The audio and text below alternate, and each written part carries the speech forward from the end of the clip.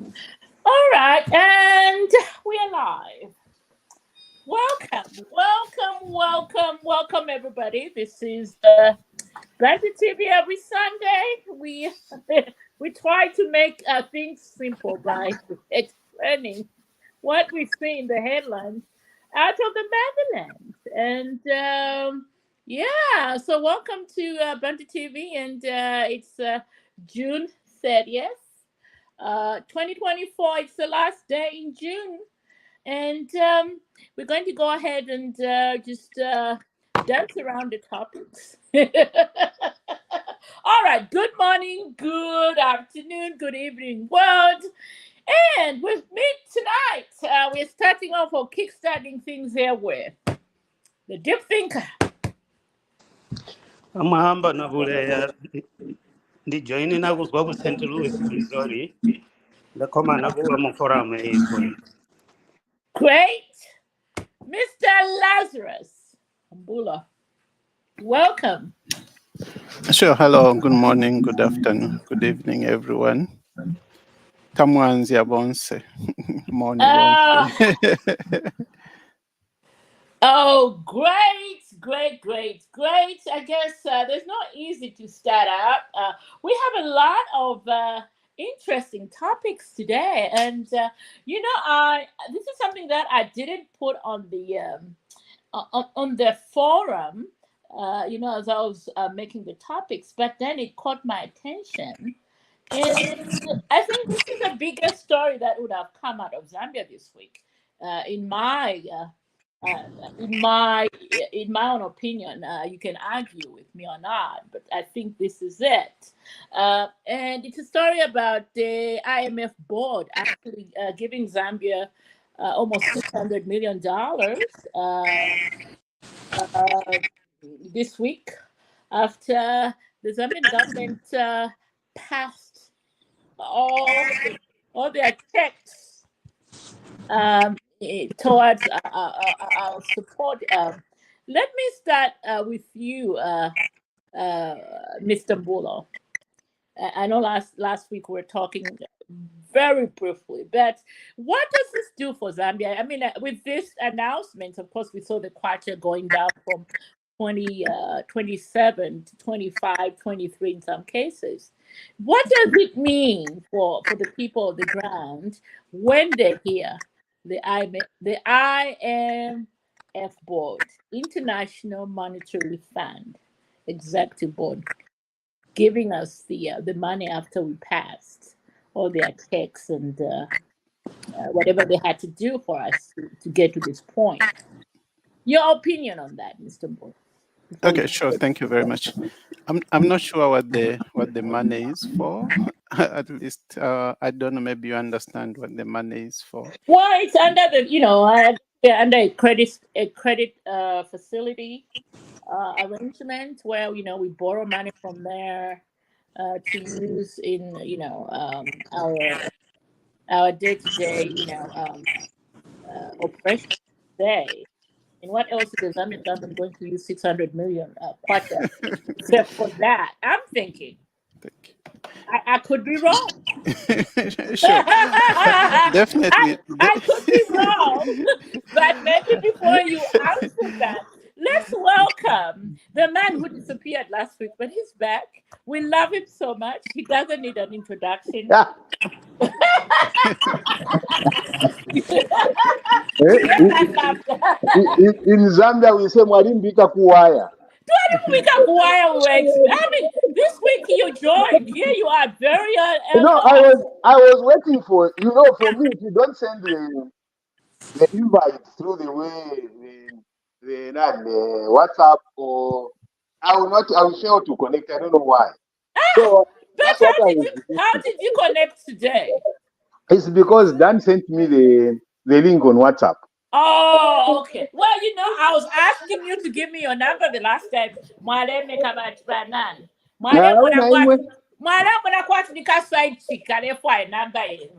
was asking.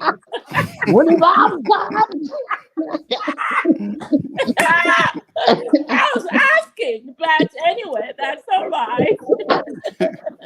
However you got here, you got here. Welcome, our resident PS. Okay, so Go ahead, Mr. Mbolo. Okay, thank you very much, and welcome, Mr. Chanda. Thank you very much. Thank you. So we're talking about the IMF giving Zambia some millions of dollars. You know, if you've been following the news, especially out of Africa, I think two things. I don't know. We can talk about them maybe later. The issue in South Africa and also in Kenya. What's been going on in Kenya actually resonate with of course, it seems more like it's local, but there's always the IMF issue related to that. You know, Kenya has increased, or they wanted to increase the taxes on almost everything. And part of that is because of the debt. They need to be able to raise money to pay back the money. So I think the question for Kenyans mostly was like, okay, you borrowed money from IMF or elsewhere. What did you use it for? So I think it's the same thing for Zambia. So this money has to be paid back in future. But what is the money being used for? So I think some of these things, they need to be more clear what the money is being used for. Is it being invested in something that will help us make more money to be able to pay back the loan? And, you know, the IMF can always come with those conditions. You know, we can be excited about being given, actually being loaned money by the IMF, but what are the conditions? You know, some of you maybe are old enough, lived through the structure adjustment program, you know, Chiluba's program, you know, that devastated the Zambian economy, that helped the Zambian economy. So I think we need to think how the IMF, it's good to borrow, but can we be able to use that money to make Zambia more productive, to be able to pay back that loan, rather than increasing the loans that we have, because we still have a lot of loans to pay. Thank you very much. Right, all right, good. I love those sentiments there, and they're pretty valid. So let's wait to hear what other Zambians think on that. And how about we bring in the deep thinker before we go to our resident PS? Good afternoon. Welcome, Bachanda. So, good afternoon, Bakaram. Thank you very much. yes, sir. So I'm even going way back to Kaunda's time when I started having enough sense about the world. I've always been suspicious of the IMF.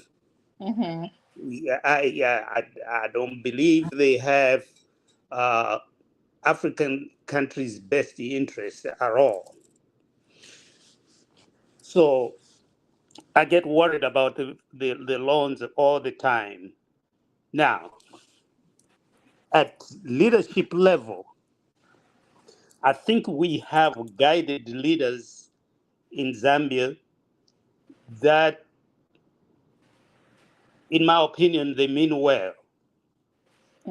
So Zambia, compared to Kenya, is different because I've been reading up on Kenya a lot.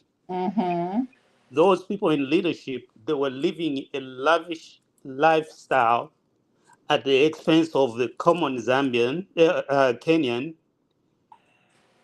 and people started questioning, you borrowing, but we're not seeing any proceeds at the ground level.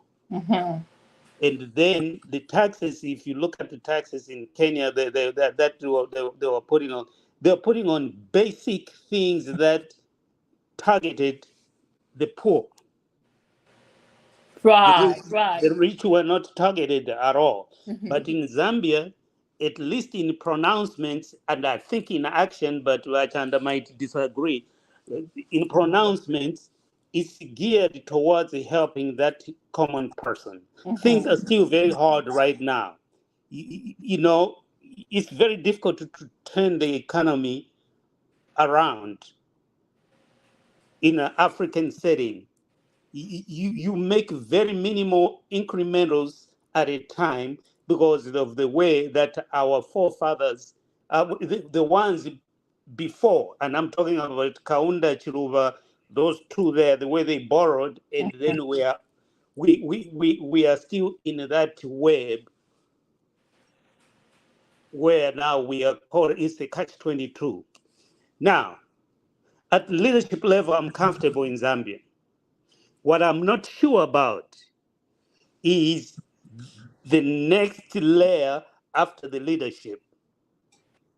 Are they going to follow strict directions from the president in disbursing that money or investing that money? I don't know that one. So, in short, I have confidence in the Zambian leadership. I just don't believe in IMF, and I don't know how the trickle down is going to happen at local level. You. Great. Our resident PS. So I diverted a little bit from what the intended topics were by introducing the IMF Executive Board, giving us that $600 million after the Zambian government, of course, passed through their checks and balances. In an extended credit facility. I guess the debate here is how is that money going to be used? Your take on it? Yeah, to a greater extent, I think I agree with the deep think. In terms of maybe the plan might leadership might be have the best of intention, but when we start to assess the plan now of the same money, I doubt very much if the money is going to be used for probably investing in something that can create jobs, maybe can create revenue other than consumption. If you look at it, we have a very huge now bloated public service. The public service has been bloated way too much. You're talking about the addition of 40,000 teachers. They're talking about the addition of 11,000 teachers. They're talking about soldiers. They're talking about police officers. They're talking about nurses. They're talking about the entire civil service. But then the question is that on the flip side, where is the resource to keep them running? Because those are service industries. They have to dip into the government coffers. You have to pay their salaries. But are they producing anything that is going to be sustainable? No, they produce a service. And that is why, unless private sector is stimulated maybe with that money, then we can see a different kind of arrangement. But I don't see that looking at how the civil service has been bloated. Even when I was the government, for me, I was a serious advocate of tax expansion, tax inclusion, rather than tax exemptions. So I do not see how they would do that other than consumption. The 600 million definitely going to consumption. It's not going to go anywhere. That's what I see. But let's see how the plan is. I don't know what government has shared as to where this money is going, penny for penny. That's a challenge that government has to do. They have to come out clean with clear documents to show the direction in which they want to do this. Right.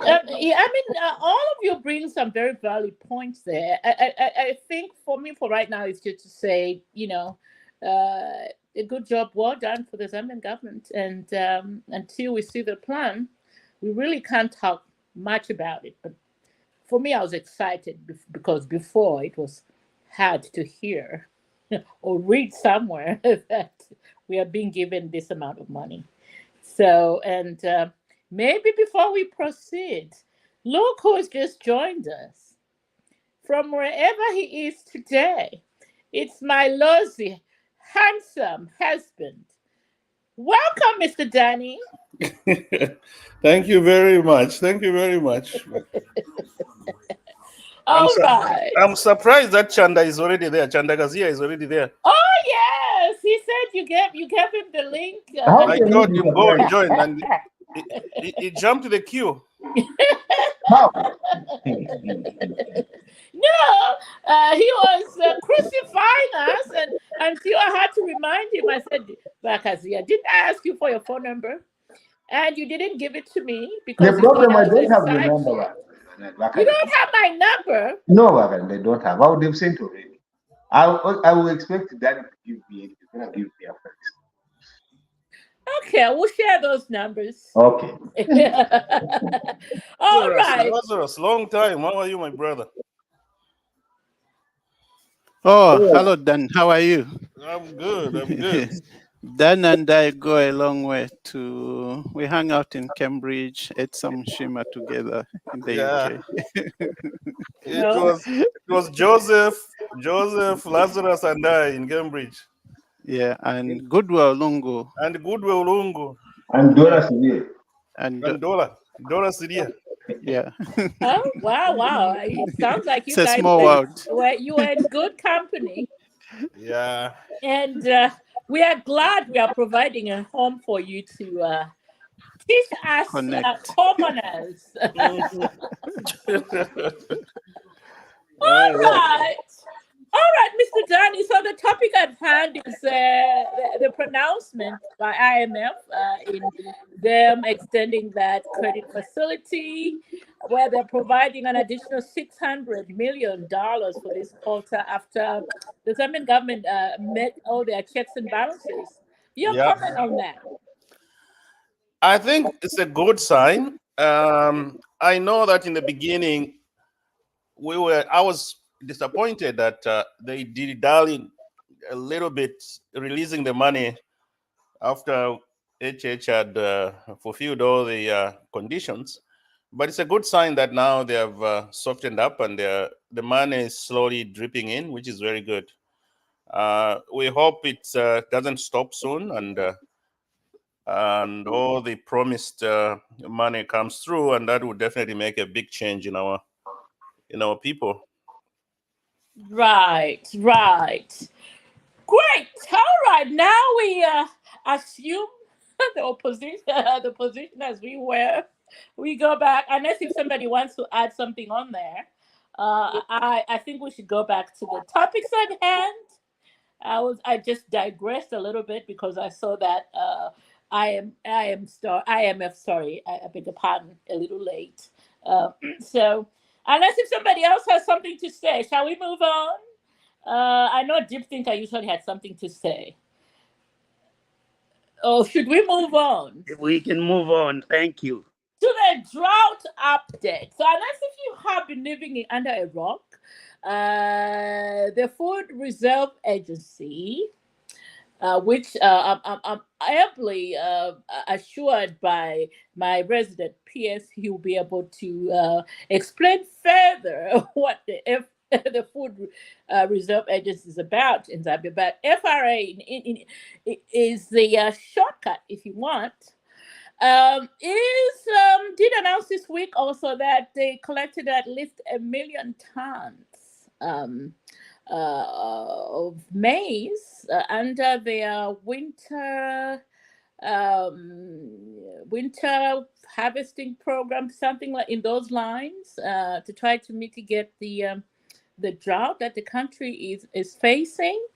And I mean, to me, that's some good news, especially that we had 22 farmers involved in that in that program, and most of them, it sounds like they exceeded the expectations.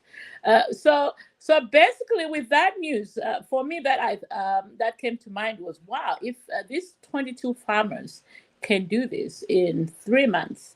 What about if all of us were growing some winter maize or grow maize every 3-4 months? Where would our food basket be? That would be my question. And I will start with my handsome, because I believe he dabbles in that area. My handsome, lousy doctor. Your comment on this week's FRA before we go to Vakazia's, of course, outtake. We know where that is going to take us.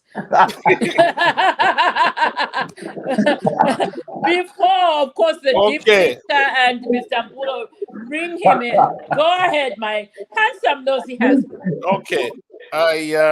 It's a very good indication that if we all put our heads together, we can solve this problem. As you have said, only a few farmers had a successful harvest, and it really has shown us that if we had more um, farmers involved, it would have really made a big, big, big difference. The shortfall, because one of my friends was involved in this program, Maimbo, Daniel Maimbo, maybe some of you know him. Mm-hmm. Is he lost about half of the crop to frost. The temperatures in Zambia this year, I'm told they were quite low, and at night sometimes it used to get very, very cold. Mm-hmm. And the young plants at one time they died because of frost. So I think going forward we should be very careful about advising farmers when they should be planting. Not the plants, the older plants cannot die. They will not die of frostbite. But when they're very young, they're very, very, when they're just germinating, they're susceptible to dying of frost in the morning, early mornings when it's very cold. So I think we have to fine tune that aspect of it to say we're growing maize, of course, throughout the year, but during these periods, let's avoid planting those. The time when we're going to have very low temperatures, we can focus nowadays. Temperature focus is very precise nowadays, so we should be able to warn farmers about the time not to plant those, because if it wasn't for frostbite, whatever they call the frost deaths of our plants, the harvest would have been. Maimbo says it would have doubled his harvest, but because some maize died because of that when they were still very young. So yeah, it's a good sign, and I think education and outreach, agricultural advice to people that want to participate will be very, very good. So frostbite period, I think we should have a period when we can tell farmers don't plant yet until that period passes, and then they can start planting the maize. So that's a good thing. I like it. Oh, brilliant. We get a first-hand info there. Our resident Pierre, who we love so much. Wow. FRI. Oh my goodness. What I'm not sure is that if they've gotten that, what the impact on the price of the staple foods. If they've got 1 million, what I expect is to see a very significant drop in the pricing of meal meal. Because if they get 1 million and the price of meal meal still remains the same, it will not mean anything for a common Zambian. It will not mean anything because people will still not be able to afford and they have a challenge in that area. Right. So that's how I see it. If they've gotten 1 million tons, oh, good, thank you very much. But why? What again I will be asking, and this I'm going to want to hear the comment from most of you, all of you colleagues here, is what the vice president said in Parliament. He said that Zambia has no capacity to store maize of 3 million metric tons. The entire country has no capacity to do that, and that's why they did it. Now, if we hear that they procured 1 million tons, where is that 1 million tons stored? So that is just my question. But if they procured and it's there, well, good. Let's see how it affects the price of our staple food. Oh, perfect. I think just to ride on that answer before we go to the deep thinker Valentine, I think there was a pronouncement this week that they were building more storage to answer to those shortages. So maybe before the deep thinker come in, we have here a new entrant to this podcast. Mr. Kizito Muntanga, welcome to Bantu TV, and just share with us, where are you joining us from, please? You may need to unmute yourself. Can you unmute yourself? I think your microphone shows it's muted. I can see he's in darkness. I hope he's not in Zambia. He is in Zambia, I can tell. He's load shedded. So we Load forgive shedding. him. Lord shedding. Well, there he is. Lord Yeah, shedding, so Lord it's being shedding. load shedded. Mr. Mutanga, please tell us where you are joining us from. I'm in Livingstone, Zambia. Ah, my hometown. My hometown. All right. So Yes, welcome yes. to the podcast, and we appreciate you joining in. So hopefully you can give us Thank you. the homegrown opinions to the discussion that we're having today. So we will come back to you in a minute.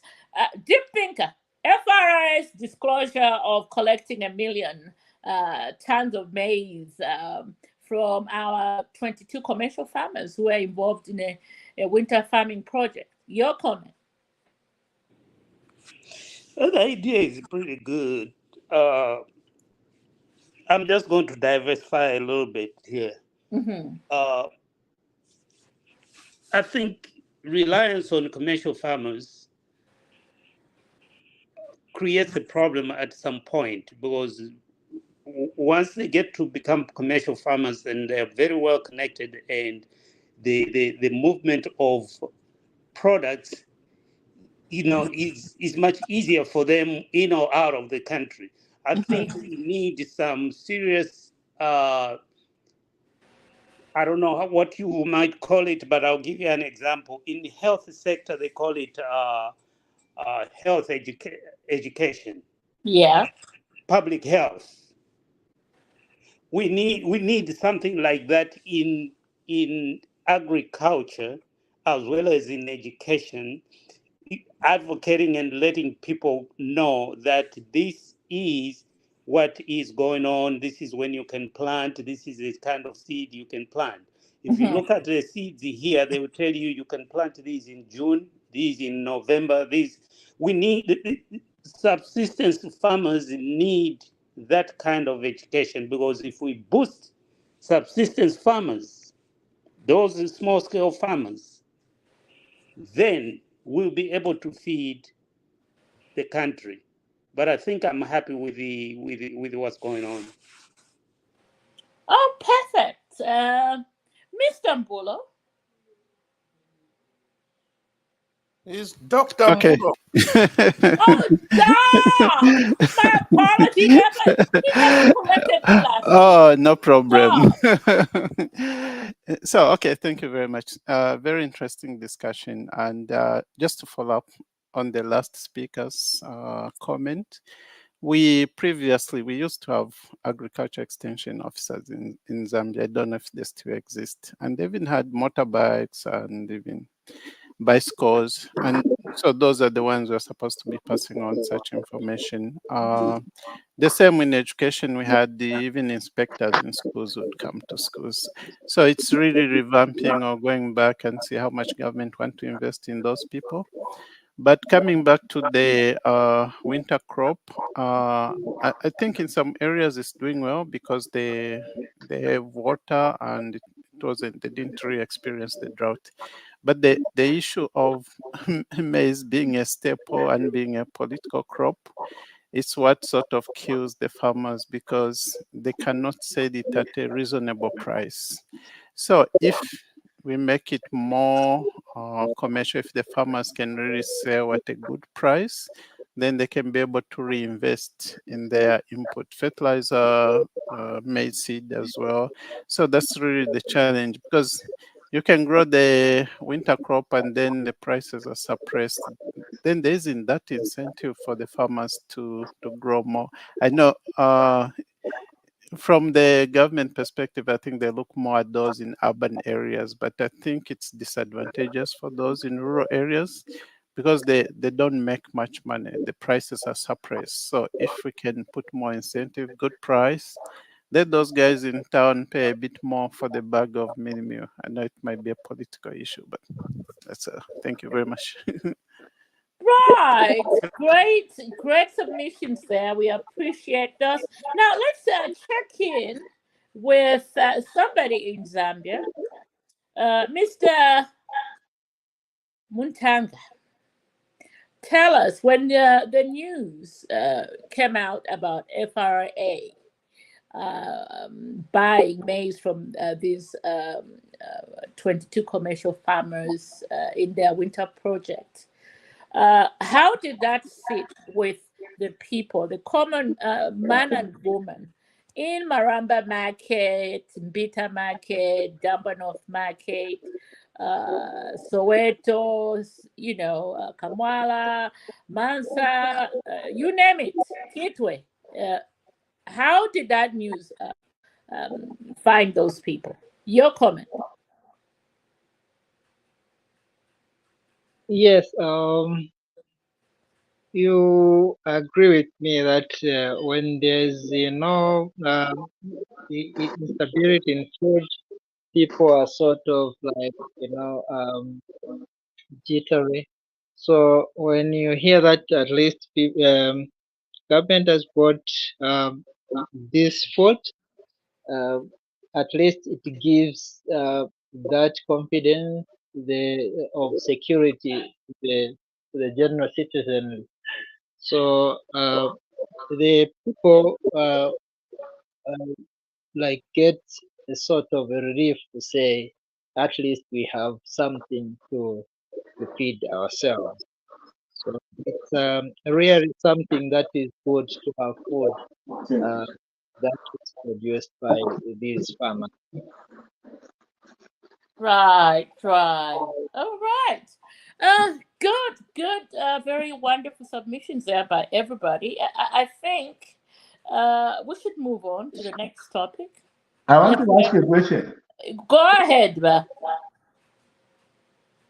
resident. Now, Yes. now the question that I have is, and especially for a colleague who is in Livingstone, are we having an impact? Are we seeing a price impact on the new project that we have, the new produce that we have of 1,000,000 tons, or is it not? Is it too early to see if it's going to have an impact? Then second is that maize has been a political crop for many years, and I think if we try to say let's get a little bit more, especially in town, it's not going to work. They're going to still fight it back.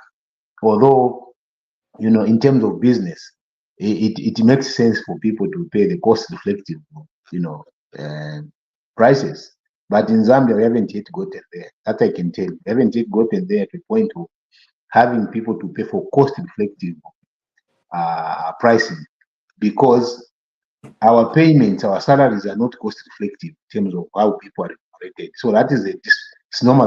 That's a misnomer that you find around the issue of cost reflective payments for food, more importantly, maize, and the salaries. I think that maybe needs to be looked at. Then, secondly, on the part of the deep thinker, what he talked about in terms of food security at the household level, if that is achieved, because you see, we have not yet graduated. Again, we have not yet graduated to use commercial farmers to produce enough to feed the country. We have not yet graduated. Most of food security is at household level. If there's no food at household level, we don't create systems and strategies that make that sustainable. It's going to be a problem. But just to my friend in Livingston, how do you see my question in terms of the impact of the 1,000,000 tons of maize on the price of milk?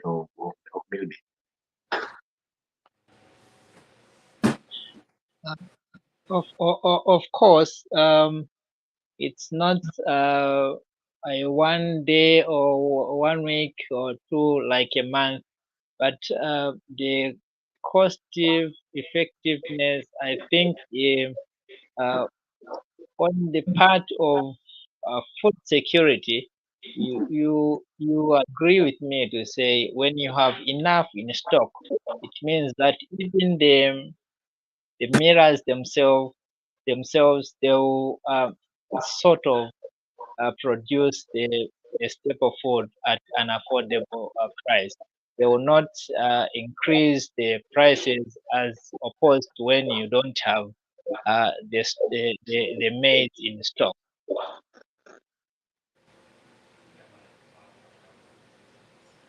All right.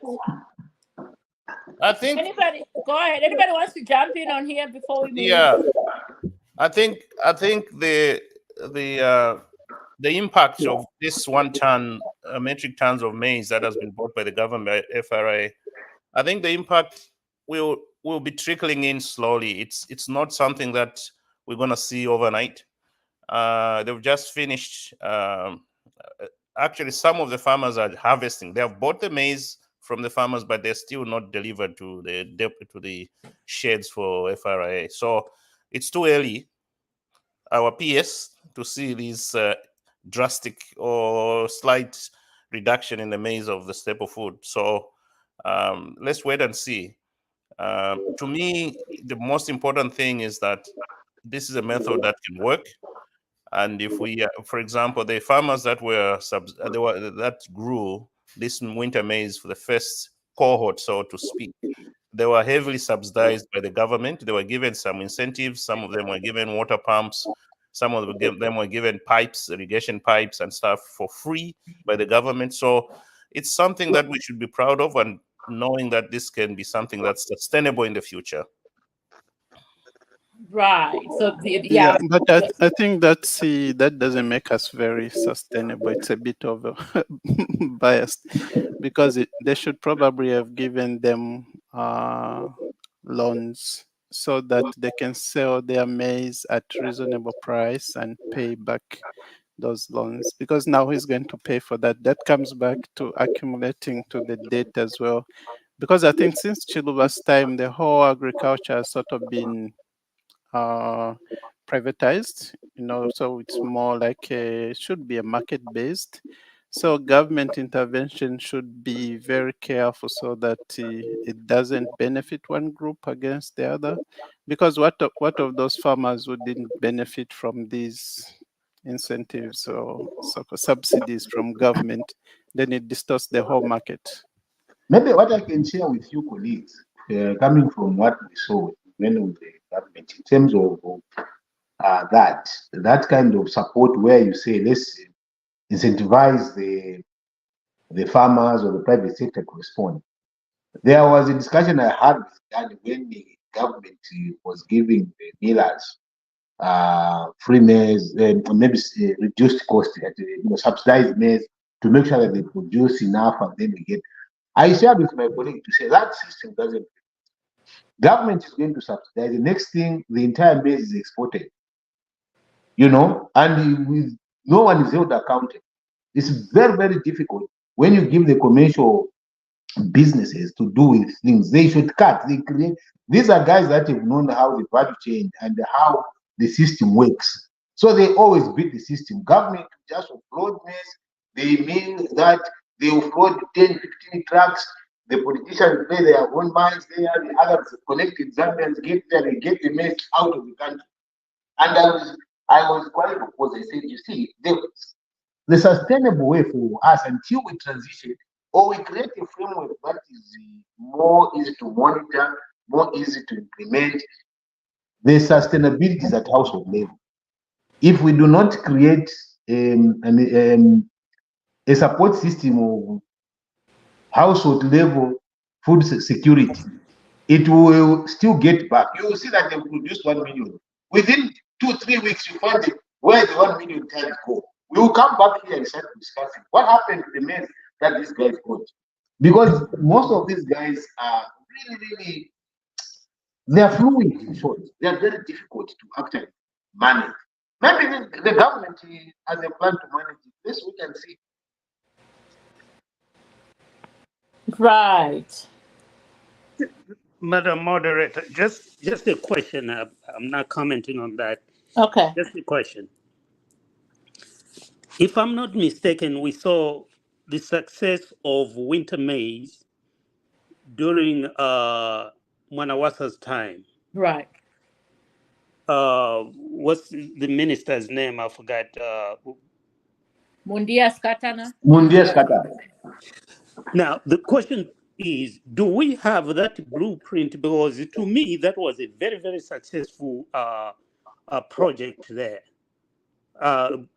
Because Manawasa did not want GMO maize coming in. And aggressively, they tried to resolve the food security issue in Zambia. Do we have that blueprint, and why can't we replicate that blueprint? But can somebody educate me on that piece, please? This thinker. How do you answer to you that? You know why? The blueprint might even be there, but the issue of continuity when there's change literally rips everything. You find that the blueprint might even be there sitting, but who is ready to pick it up and say, let's see what Mwanawasa did? Because governments, unless we are creating a system that is anchored in continuity, where this other government comes, successful government picks it up and they say, okay, let's polish it. Let's keep polishing it. Whatever was good, we keep polishing it until it is perfect. And whatever is bad, we start, cutting it out until we eliminate it completely. So it is this continuation that you see change. Every government that comes goes to a reset button. Let's start again. Let's see what we can do now. So imagine the lessons that they have to learn, the mistakes that they have to learn from and correct on the way. Meanwhile, systems are not in time doesn't wait for us. So that is exactly what is going to happen here. Oh, President Pierce, he is now taking us on another rendezvous on another subject about how the government systems work. Whereas the topic was merely on the 22 commercial farmers that sold off 1 million tons to the FRA. That was the question. I think. But go ahead, Deep Thinker. I think he's Bachanda is on point there until forget the commercial farmers. Mm-hmm. They will do what they do until we get to that common person selling to FRA. Food security is going to be very difficult to resolve. Well, I'd like to have this conversation in, say, 2 years. Let's have this conversation the 30th of June next year. How about that? Because at that time would have born 2 harvest or 3 harvest season full cycle. Yeah, I have a comment to make about the winter maize planting. Go ahead. We should realize that winter maize planting is very difficult to do at what can I say, at household level, like my cousin in Shangombo or something like that, because it normally involves mechanization. You need some source of water that needs to be pumped from point A to point B and all that. So it's not a cheap way of growing maize. Okay, so it needs a little bit of capital. So for us to say we should take it at household level, every person, every gentleman jack in the village to be doing winter maize growing, it's not possible. It's a venture that requires a lot of money in the first place, and that's the reason why probably the government went for people that already have massive investments in the field of growing maize. They already have these systems, irrigation systems and stuff. So we should bear that in mind. It's not something that my cousin in Shangombo can easily do. It's not like that. Oh my goodness! Now that just makes Can I make a comment on that? Go ahead. A really quick comment. Mm-hmm. I agree with the last speaker in the sense that it's very costly to do that. But if you go everywhere in Zambia, in the rural areas, you find people having gardens where they grow vegetables and they go every day to water those vegetables. And they go sell them in markets where the markets are saturated with cabbage. And cabbage becomes cheap, which is a very good thing for a common person. What if that venture was, this is a drought year, let's plant maize in those gardens? Do you know how much yield would come out of each garden all around the country? Actually, The deep thinker is very right when you look at it from even that point of view. The point that probably our colleague may appreciate is if we say those gardens, and probably with the assistance of the extension officers, we create irrigation canals around the villages so that rivers are small. I saw that in Mukushi, in Chalata. If you go to Mukushi in Chalata area, there's one long canal which goes like 5 kilometers. And it's just the size of maybe 1 meter. And they diverted the small stream, and the canal passes right through the village. And the people plant tomatoes. That's why if you're going from Mukushi, just between Mukushi and Chirende, you go at a place called Kasaramakanga. Throughout the year, you find tomato there. There's tomatoes every year, every day, you find tomatoes there. It's because of that canal which has been done. And it doesn't require a lot of space, but the mere fact that one can do an acre or less than an acre of maize throughout the year, it can help in terms of food security at that household level. Because you see, if we don't create systems that support that household level, it is a problem. Because then we create a dependence. Then dependence to say, government yangane. And colleagues, we may not understand. As affecting government, this is why you find that some of the challenges that you see coming up. It's that concept of government yangane. Even for things that a person can yangana. If we create systems that create the person to yangana as his own, and even at small level, and then we can start to grow and build on that, it may create sustainability. But just allowing government is going to be a very big challenge in terms of the things that government has to achieve. Can I chip in there before? This is a very good debate. I like this. I love it. Go ahead. So we have to talk about efficiency in production. All right. Countries that have done well in agriculture, for example, Ukraine and all these countries that supply food to the world, they use efficient methods, and the efficient methods are to target certain farmers to produce certain amount of food for the country at a very efficient level.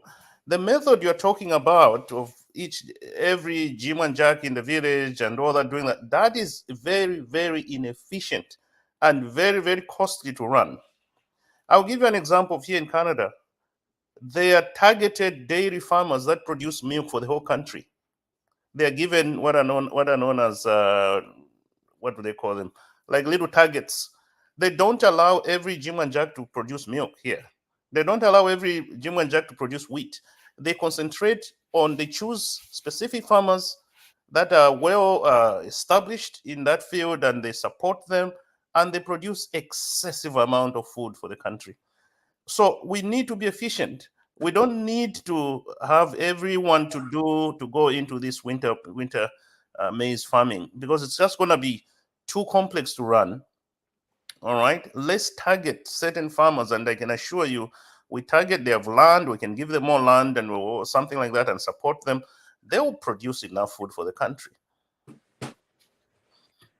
Right. So I'd I like to think, gentlemen, I'd like to think this is a pilot project that obviously has targets and goals. And I think as they get to do more, I mean, we're only talking about the sizable number, 22. So what is their target on the next cycle? Yeah. Because we all know that maize can be grown throughout the year, 3-4 times a year. It depends on what variety you grow.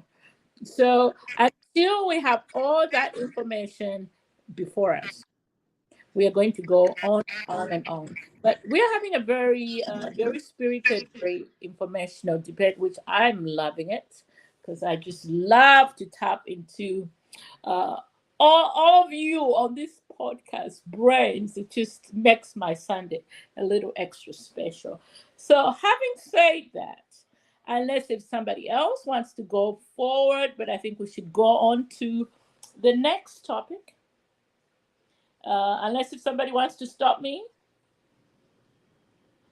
And I think the next topic is going to be absolutely amazing, which is you, all of you in the diaspora, just mark your calendars, especially our resident PS, our sixth Republican president, Mr. Edgar Chagwalungu, will be hosting a Zoom meeting next week where you are all going to be invited and ask him questions. And to me, this is the first time ever, and I'm glad to give him some. And I just hope Emmanuel Mwamba and his cronies or his band of brothers are not just going to target certain people to ask this sixth president some questions. I hope I'll be on that list. Gentlemen, it's a first, like I stated. Shall we start with the resident? P.S. Your opinion on that diaspora meeting? It's a good move. It's a good move. Me, I can't say much because I worked with the man. He appointed me as permanent secretary, which I appreciate. And he let me operate as a very independent permanent secretary. And I provided my service to the country. And the rest is history. So in terms of the working relationship that I had with the CEO, it was very, very, very professional. He was very, very, good to the ministry. And he made us change a lot of stagnant laws.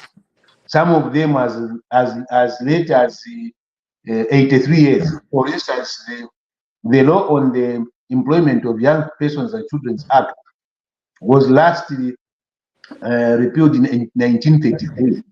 Now, can you believe that we had the law from 1933? So when I moved in the ministry, we had to look at all those laws that were archaic, that were outdated. We ran through cabinet, we went through parliament, we designed those laws, we created consultative processes, and we changed the laws. And we had started also changing the pension schemes to make sure that everyone was part of the pension schemes that were there. You find that he was the first one to say, we all must pay in the pension system, from the judges, the ministers, permanent secretaries, rather than just being a drain on the government sources. So for me, I'm looking forward to that, and it will be a great time to listen to him, what he has to say, and your colleagues can ask questions. Like I stated, I just hope that meeting is going to be open when the time to ask questions comes, because I am so ready. Dr. Mbulo, your comment on the former president dating the diaspora next week? Yeah, I also agree. I think it's a good idea for him to be able to meet and discuss and take questions. Just like you say, hopefully to be open to a lot more people, so not just selected people. So then there can be more open discussion, and I think it will be just interesting to hear his intentions. I mean, he had almost 2 terms. What else can he do if he comes back? If the people of Zambia give him the chance to come back, so what are his intentions? What mistakes did he make? What did he learn from that? So I think it will be a good discussion. Thank you very much. Doc, do you think that man is going to answer those questions? Anyway, that's just me. My lovely, What? my handsome nosy doctor. Your comment. I first of all, I'm wondering why he wants to talk to us in the first place when he didn't talk to us when he was in power. But anyway, that's for the day when he's gonna be addressing us. It's a good thing that he wants to reach out to us, I know, and probably he wants to get some ideas of how he can move forward as an opposition leader, because I think from the look of things, to me, I think UKA has hit a wall. They have run out of ideas, and I think it's a good thing that they can tap some ideas. Yeah, they have hit a rock. They have hit a wall. They have no ideas. They don't know what they are doing. They're just like headless chickens now. They don't know. They touch on this one, touch on this one. Let me check. Let me finish. No, I'm not saying anything. I'm just Let me Go, finish. Joe. go ahead. Let me finish. Within a week, I don't know whether why I'm saying this. Within a week, did you know that there were 7, 8 appointments on different days, and nobody knows who is the appointing authority is? You know, UKA appointed a few committees and all that within. They just announced their names and this is the new Secretary General now. This is the new Nkanduluo now. Is this? It's just like a circus. Anyway, so I think it's a good thing that he can pick our brains and we can give him some advice on going forward. But I can foresee most of us giving him similar advice to say, be a statesman, stay home, go and play with your grandchildren and just relax. Exactly. Enjoy your Jameson. Enjoy your what? Jameson. Enjoy your Jameson now. Openly. Yes. That's what we're going to tell him. Some of us will tell him that. Yeah. But anyway, let him talk to us. But I hope it's not a political gimmick to try and say after he has met us that all people in diaspora want me to come back. That's what they're going to say, and that's why I don't. That's why I think, Doc. That's what they're going to say, and that's why they will have pre-approved people who are their supporters ask questions. Well, This is not a genuine move. It's not a genuine move at all. Now, never PS. Now, can you zibika PS? Can you zibika? Anyway, let's allow the deep thinker. Yes, after I have something to say. Let's allow the deep thinker. It's been too quiet. So genuine or not genuine, I like this idea because this is a demonstration of a free space where you can communicate with whoever you want to communicate with. Yes. So the space has been set. I love that part. But my two questions to the president, hopefully somebody is going to let him know.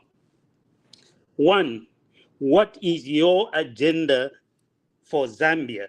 And I need that agenda explained in a very simple grandmother, grandfather, can't speak, can't read, can't write kind of grandfather to understand his agenda.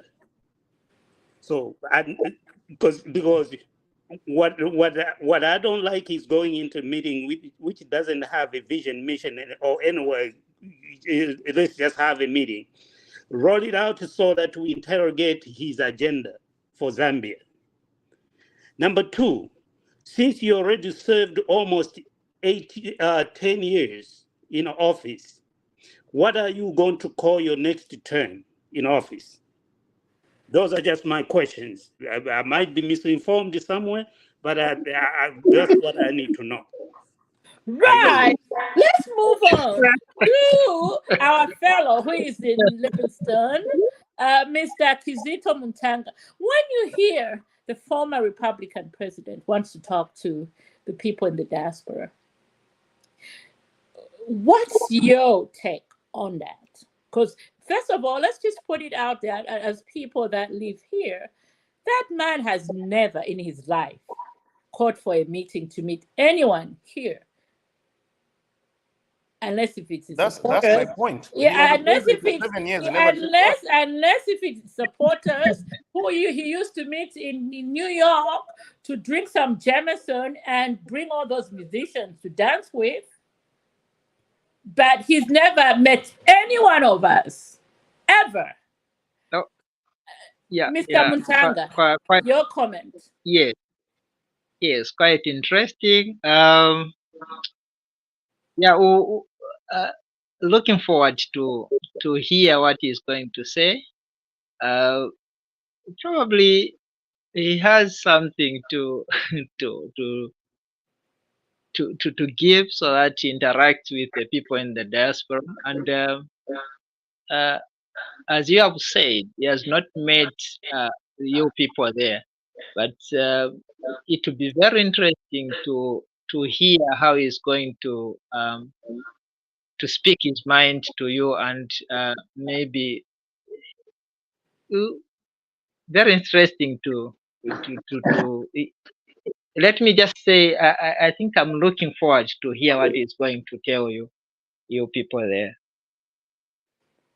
Right. I mean, for me, I still say, why are we becoming Lungu's darlings No, all of a sudden? I mean, I can. That I'm intrigued. No, you I see, mean, Bakazia, before the you thing, come in, see, before you come in, this is a man who can't hold a press conference in Zambia. I mean, let's just finish. This is a man who can't hold a press conference in Zambia, but he will give interview to the BBC and the Voice of America, lie to them and tell them, look, I'm under house arrest. The moment he finishes with that statement, he is seen at a rally in Kitwe. So, how does a man who is under house arrest get to it's Kitwe to speak at a public rally? him, So, man. all those are Let me questions that answer. I have that I need answers to. Bakaida, let me answer you. Bakasia, come You in. see, politicians are politicians. It's just like the president say, I was on death row. You understand? When he was not, these are politicians. So they can use it and attitude to exemplify things and stuff like that. You know that the president said, I was on death row to the CNN and when he was not. It is a fact. Number two, you see, when a person has not had a chance to meet with you, and we're saying, can I meet with you? Then you start now making the conclusions of the meeting. To me now, you scare me to say, how can I have a meeting with someone who says, already when they say, maybe I told you should go home.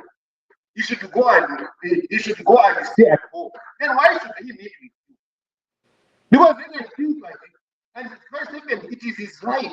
And which right you are protecting. There is a right that on this forum we've agreed that there is a constitution and there are human rights that govern us as Zambia. If there is rights, it is his right to be in politics at this point in time. Why should we tell him to go and say, oh? What if the Zambians say yes? So let's listen to him. For me, I would rather you don't pass the judgment until you have a meeting. Now you are kind of hammering the man before you meet him. Then what's the point of meeting with you? What would be the point then? Because you're saying, let's be meeting the hospital. Maybe those are the questions you should be asking. For instance, you're asking, why do you want to come back? What else can you do different from what you did? What lessons have you learned? How can you make Zambia better going forward? For me, I'm expecting that those are the questions. But when you say, this is a man who never, okay, let's say he has realized that not having press conferences regular ones was a mistake. And he wants to communicate that. Is that wrong?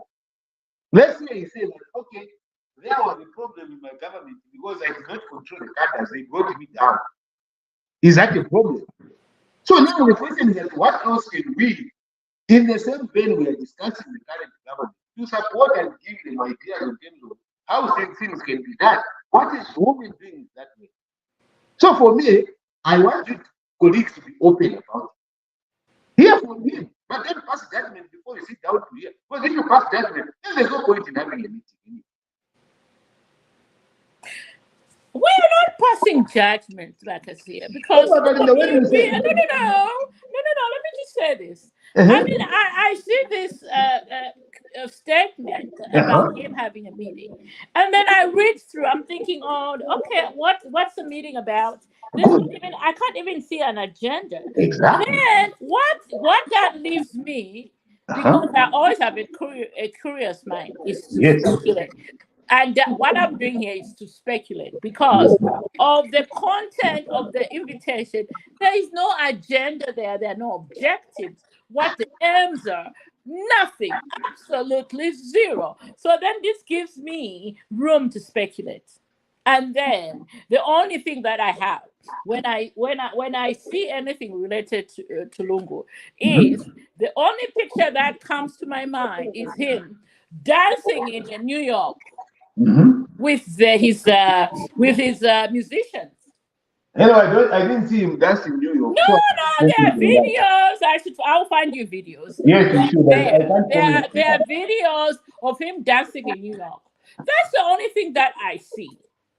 So I have issues. I mean, I won't lie, I have issues because the letter of the invitation, when I looked at it, we'll sit down and we'll see. Because first off, we know that the PF are they are good at propaganda. We know that. No way. So Don't go like that. we know No, that the no, PF are no, good no, propagandists. no, So no. they want to see numbers there. You They mean they won't can give? allow us. They won't allow us to ask any questions. Ask genuine loving Zambians. No, but They won't we are allow us passing to ask a judgment right question. here, right now. They will handpick their own people to ask whatever they want, and then they're going to spread it all over the social media to say, "Oh, look at this! The diaspora has backed Lungu in 2026." No, Mark my words, we're going to have this discussion next week. Bakalinda, I do not expect whatsoever like everybody in the diaspora can agree with what Mungu is saying. I don't expect that. It's an illusion to think that the entire diaspora is going to agree with him. No, there are people that are going to fundamentally disagree, and there are people that are going to fundamentally agree. But the most important thing is to allow the conversation to happen without passing the thing like, I don't expect anything from this. No. I mean, we Don't are not. expect We welcome our resident peers. We anything. welcome the meeting. We are so looking forward to it. All we are saying, let it be a genuine meeting where all where all minds are going to meet in a free and fair environment. In a non-prejudicial way. So, here is my submission. For one, Lungu trying to reach out to the diaspora is actually a credit to the current government allowing him to extend his hand outside of the country. For me, I'm seeing it as a positive. That's a campaign point for the UPND, because could you have imagined HH or anybody in opposition when Lungu was president reaching out to the diaspora like that? I don't know the answer to that, but I doubt if you would have allowed that. So, number two, I think the people in diaspora, they have experienced so much exposure to a lot of things, and they're not looking at it uh, like a common Zambian is looking at it. Because a common Zambian is looking at it like, I failed to buy a bag of miri yesterday. I'm not looking at UPND program to give results in 5 years. In diaspora, I don't think we're looking at it that on a personal level. On a family level, yes. On a personal level, no. So our judgment of Lungu's meeting comes from our personal experiences as people that have exposure. Now, my submission is that if the US Canada chapter, let's submit the questions to the chair, and the chair can sieve through those questions and see which ones are going to be asked, and then Lungu's people allow the chair to ask those questions. I agree with you. Same thing with the England chapter, same thing is everywhere, so that we don't have any PF trying to dominate the whole thing. Martin Luther has spoken. So this is a very important moment that we need to take advantage of and put some structure to it if the structure is not already put in place. So Vachiombwe and the one in UK, the one in Asia, let those be the ones asking questions. Now, if they have a PF forum here, Canada and the US, their chairperson should also get some questions from the PF.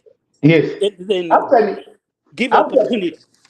That deep thinkers, what you've said is very correct. I think I agree with that. Where we say these are chapters, UPND chapters, socialist chapters, other chapters that are there, PF and others. They come with questions, and then the questions are voted. That's because you see, and at times same questions might be similar. You may find that the way you are asking, that is what another person, the same question that another person from another party might have. Mind you, it's going to be a huge one, of course, because he has been in power, he has sat in that office.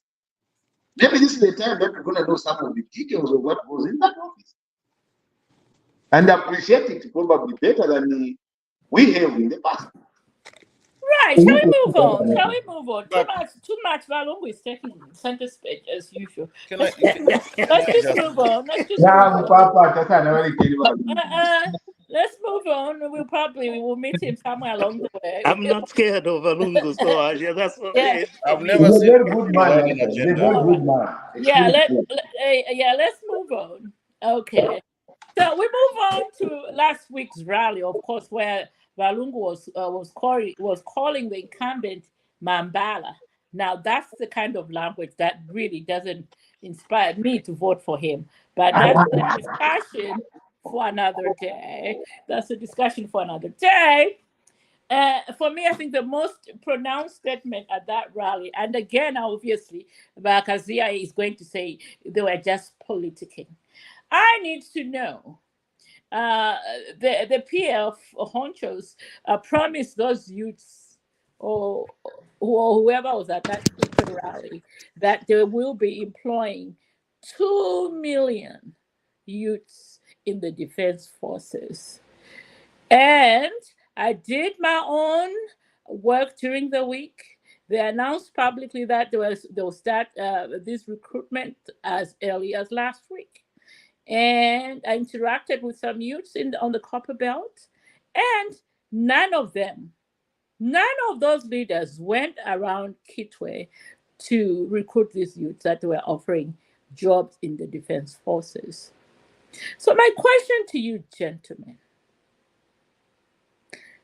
Ukwa and their surrogates, how do you offer these jobs to these youths who are desperate at this point? We know what the economic climate is in Zambia.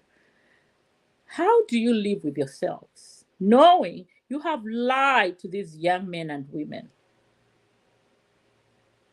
even if it's in the name of politicking? Let's start with the man who's been a little quiet here, Dr. Mbolo. Kickstart this topic. How do these people live with themselves? And they're asking for those youths' votes in 2026. Yeah, I think it follows up even from last week's discussion, and also, just like what I think we earlier discussed.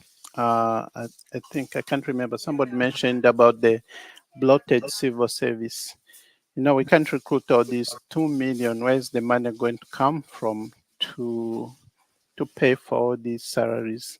So I think some of these promises or expectations raised should be tampered down. There shouldn't be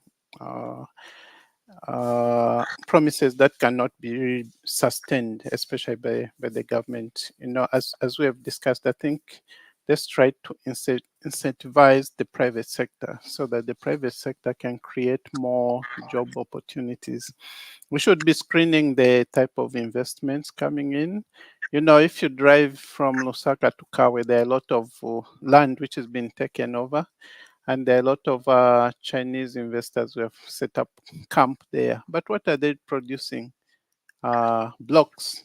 Blocks, what sort of jobs are they creating? So I think we should be looking at more of an industrial policy. We should revisit. I think Kaunda had an industrial policy. Maybe HS should have an industrial policy. We should encourage investment into sectors that are more productive, the private sector, rather than just promising, but we should be having policies, incentives into private sector. If you go to Ndola, for instance, Ndola is almost dead. We used to have some industries there. Most of them are closed. Livingston as well. Livingston Motor Assembly. We even used to make, those of you old enough like me, ITT radio. At this point, we should be able to be, even making small smartphones in Zambia. So I think it's really looking at especially with the improvement in technology, we should be able to have small scale industries coming up, even small scale textile, so that we don't just promise government jobs, defense, army job, but should be jobs that will be more productive, especially getting the private sector. Of course, Chiluba made his own mistakes, but we can build on that privatization, encouraging the private sector to be able to invest in this. And I think we should be looking at internal investors. There are some people in Zambia with millions who could be investing in some of these things. Thank you very much. Right. Let me tap on my fellow Livingstonian who is in Livingstone right now, Kizito Muntanga. Are you still with us, Kizito Muntanga? So the question to you is the same question. Yeah. Yeah, great. So, Yes. what do you think about those promises by the UKA camp in Kitwe? 2 million jobs or recruitment in the defense forces by PF as of right now. The youth in Kitwe are saying no. They after the meeting they got into their vehicles and left, and they never went back. But they were promising, hey, line up. On all streets of Kitwe will be taking down names. Your comment? Yeah, my comment is I don't know. Is it tenable on you are in a position, then you want to recruit people now, and what kind of a promise is that? How do you promise people when you you are not in the system? Where do you take them? How do you incorporate them in this? I don't understand. I laughed when I was listening to that promise. So I don't know. It for me, I think it doesn't hold water. So I don't think for me it doesn't make sense. Right. Great. Dr. Danny. I know this is your favorite topic. My friend Muntanga has hit the nail on the head there to say these guys have run out of ideas. UKA has run out. When I say UKA has run out of ideas, this is one of an example of an organization that doesn't know what it's doing. Okay? You can't say you're recruiting military people when you're not yet in government and you start recruiting. Oh, from here we're going to Wuchi Ho, come and recruit. Will you be soldiers? Those of you who want to be soldiers. Come on. And you say 2 million. The Zambia army, the whole Zambia army as of 2022, there are only 18,000 soldiers. Oh my goodness. The whole Zambia army, 18,000 people. So let's say, and the army is bigger than Zambia Air Force and is bigger than so let's just say 20,000 for the army, 20,000 for the Zambia Air Force, 20. Still, the maximum number you can have is 100,000. Not 2 million. 2 million defense forces, but it's just too much. Currently, the whole defense force is only about 50, 60,000 people. That's it. And now you want to triple it in 2026. So that's what I mean by these guys have run out of ideas. They don't know what they're doing.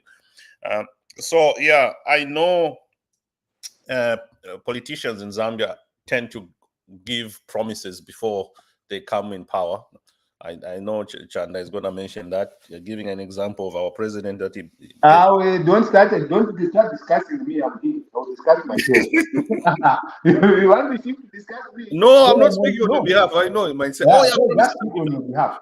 Anyway, so what I'm trying to say is that some of these promises are outrageous. They can't be attainable. They're just plain things which even a grade 1, grade 2 chap will know that this is not attainable. Anyway, so yeah, we just have to ignore some of these promises like that. And I think the young people of Zambia know that this is just a worthless type of promise. And remember that rally was just attended by primary school kids. I don't know whether you were hearing the voices of these screaming kids. They're just young. They were just all, pew-pews. We call them pew-pews in primary school. So that whole rally was attended by pew-pews in that football ground. There were no adults there. It was all these little kids. Remember, they were even throwing candies. They took candies. Who eats candies at the rally? They were throwing candies. Really? Sweets. That was a crowd. And they were rushing for sweets and all that. So it is just, I don't know. It's just so disappointing. I always say we have no opposition in Zambia right now. No opposition. As we currently, honestly, it's very disappointing. I always want credible opposition. I tell my friend in our discussions, I want a credible opposition, but right now it's nothing. There's nothing right now. Thank you. Great. Let's allow the man who is laughing in the background here. You see, when you bring political matters to discussion, you must also know that there is also a rebut of excellence, especially for me, if we have to play politics. You see, one of the things is that those are political maneuvers. UPND, you are champions of that. And you should not even play around with that. The issue of the 50 kwacha, the issue of the fuel, the issue of the fertilizer, those things were said, they are on record. They were not said after. Even when assuming power, a lot of things have been said. You remember the issue of City? Do you remember the issue of Bandeta? Parliament seated there to say, we shall never ever take this thing back to Bandeta. What has happened? They are the same guys now owning. You see, politicians are politicians. And at times, you see, when the issue of offense is on the group of politicians, because we don't try to understand and think that they are not a fact. The people who decide who are factors are Zambians. Yes, we can speak on this forum. Say, oh, there is no credible opposition. They are just met the children there. The fact of the matter is different. It's not the children who are met there. There are a lot of other people there. And you see, this is one of the things that strengthen our democracy. When we go ahead and just believe to each other because of the things that we feel like, okay, these mean nothing, they don't mean well, they have nothing to offer. No, sit down and listen with them. Reason to listen. Hear a point of view. When they challenge a certain point of view, you must be able to say, okay, what is it that is happening? Yes, I know by myself and my friend that we can go 5 hours straight on just hitting at each other and stuff like that. But I don't think that it's the right forum to bring those our private, serious paradigms to the forum. But you see, when I hear and say, oh, these are people that have been in government. These are people that have run offices. These are people that have run this. Do not underestimate them. And if you underestimate them, it is at your own peril. Listen to what they are saying. And if they are going to bring, even if I'm representing one person, this is Zambia that I'm representing. Whether you don't agree with me or you do, but to go ahead and just pretend like, oh, this is just a bunch of useless people that don't mean anything, they cannot do this. It might be too much. Listen to their point of view. What are the things that they're bringing? They will obviously play politics. Like there will be politics. You will see. Even hasn't even gotten hit. Hasn't even gotten hit.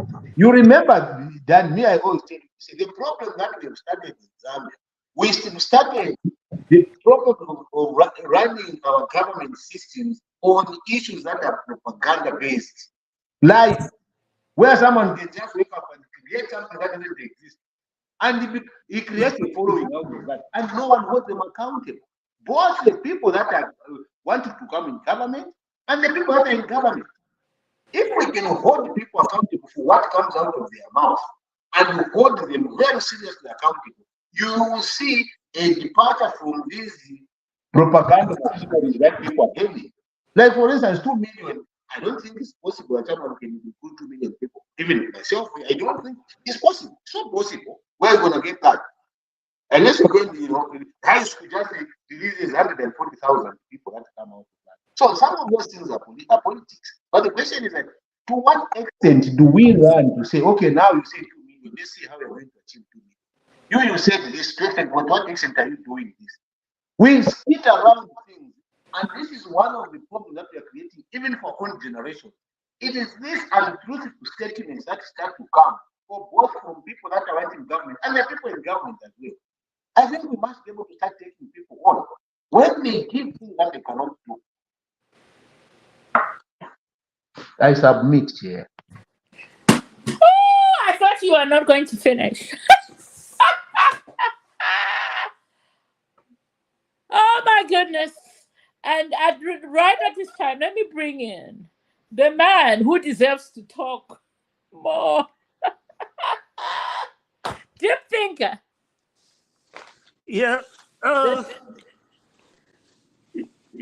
Politics is politics. People say things that they probably don't mean or anything like that. So I'll go back to what I always say. We need some instruments within the government and the UPND that is going to fact check and communicate with the people. I don't know if that has been done or not pertaining to that meeting in Kitwe.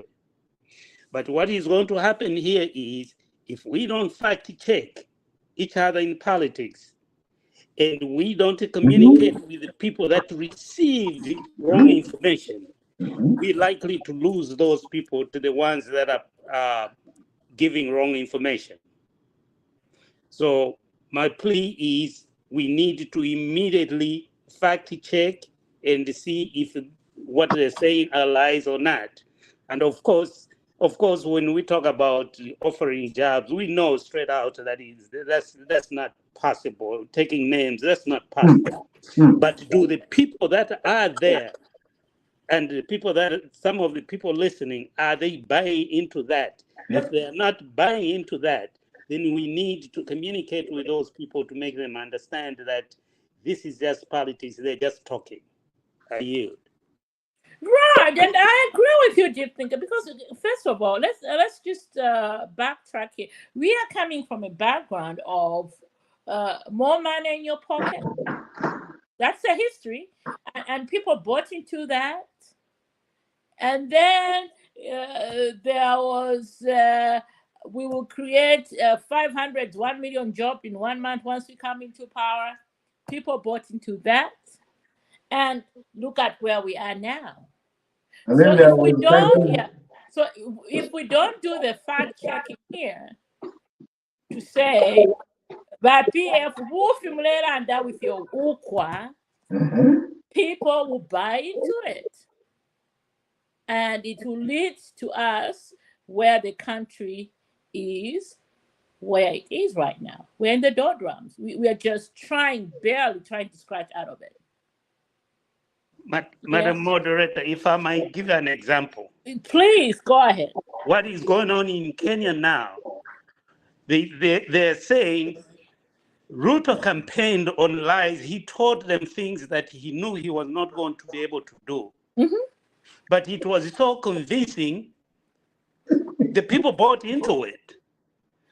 And then the former president, Uhuru, switched lines from supporting Ruto because he knew what Ruto was doing. But people did not listen. He was so convincing, and then he failed to produce.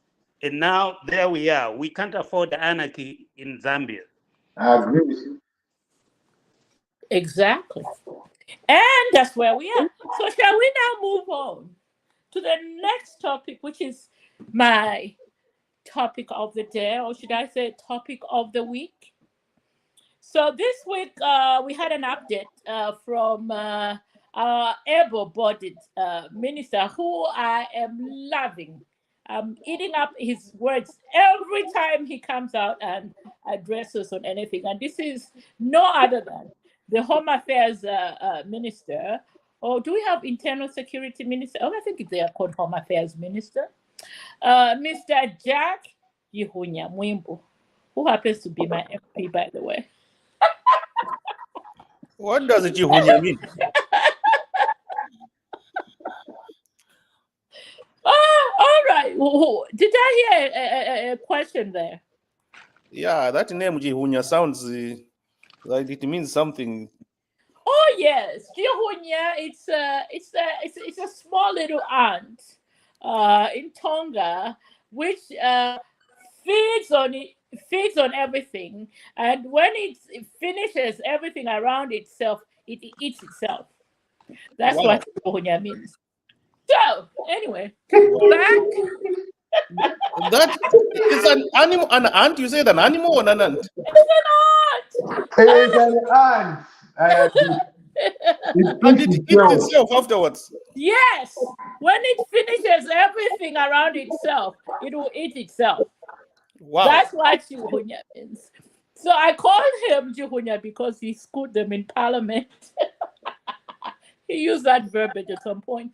So that's why I call him Jack Jihunya. So he gave us an update on JJ Banda, and he says JJ Banda, he didn't really want, basically he didn't want to go into it because of the court case. But what was very jaw-jarring to me was the revelation by the minister that when JJ Banda was questioned about the people that seemingly, or however you want to put it, abducted him, he did not give names.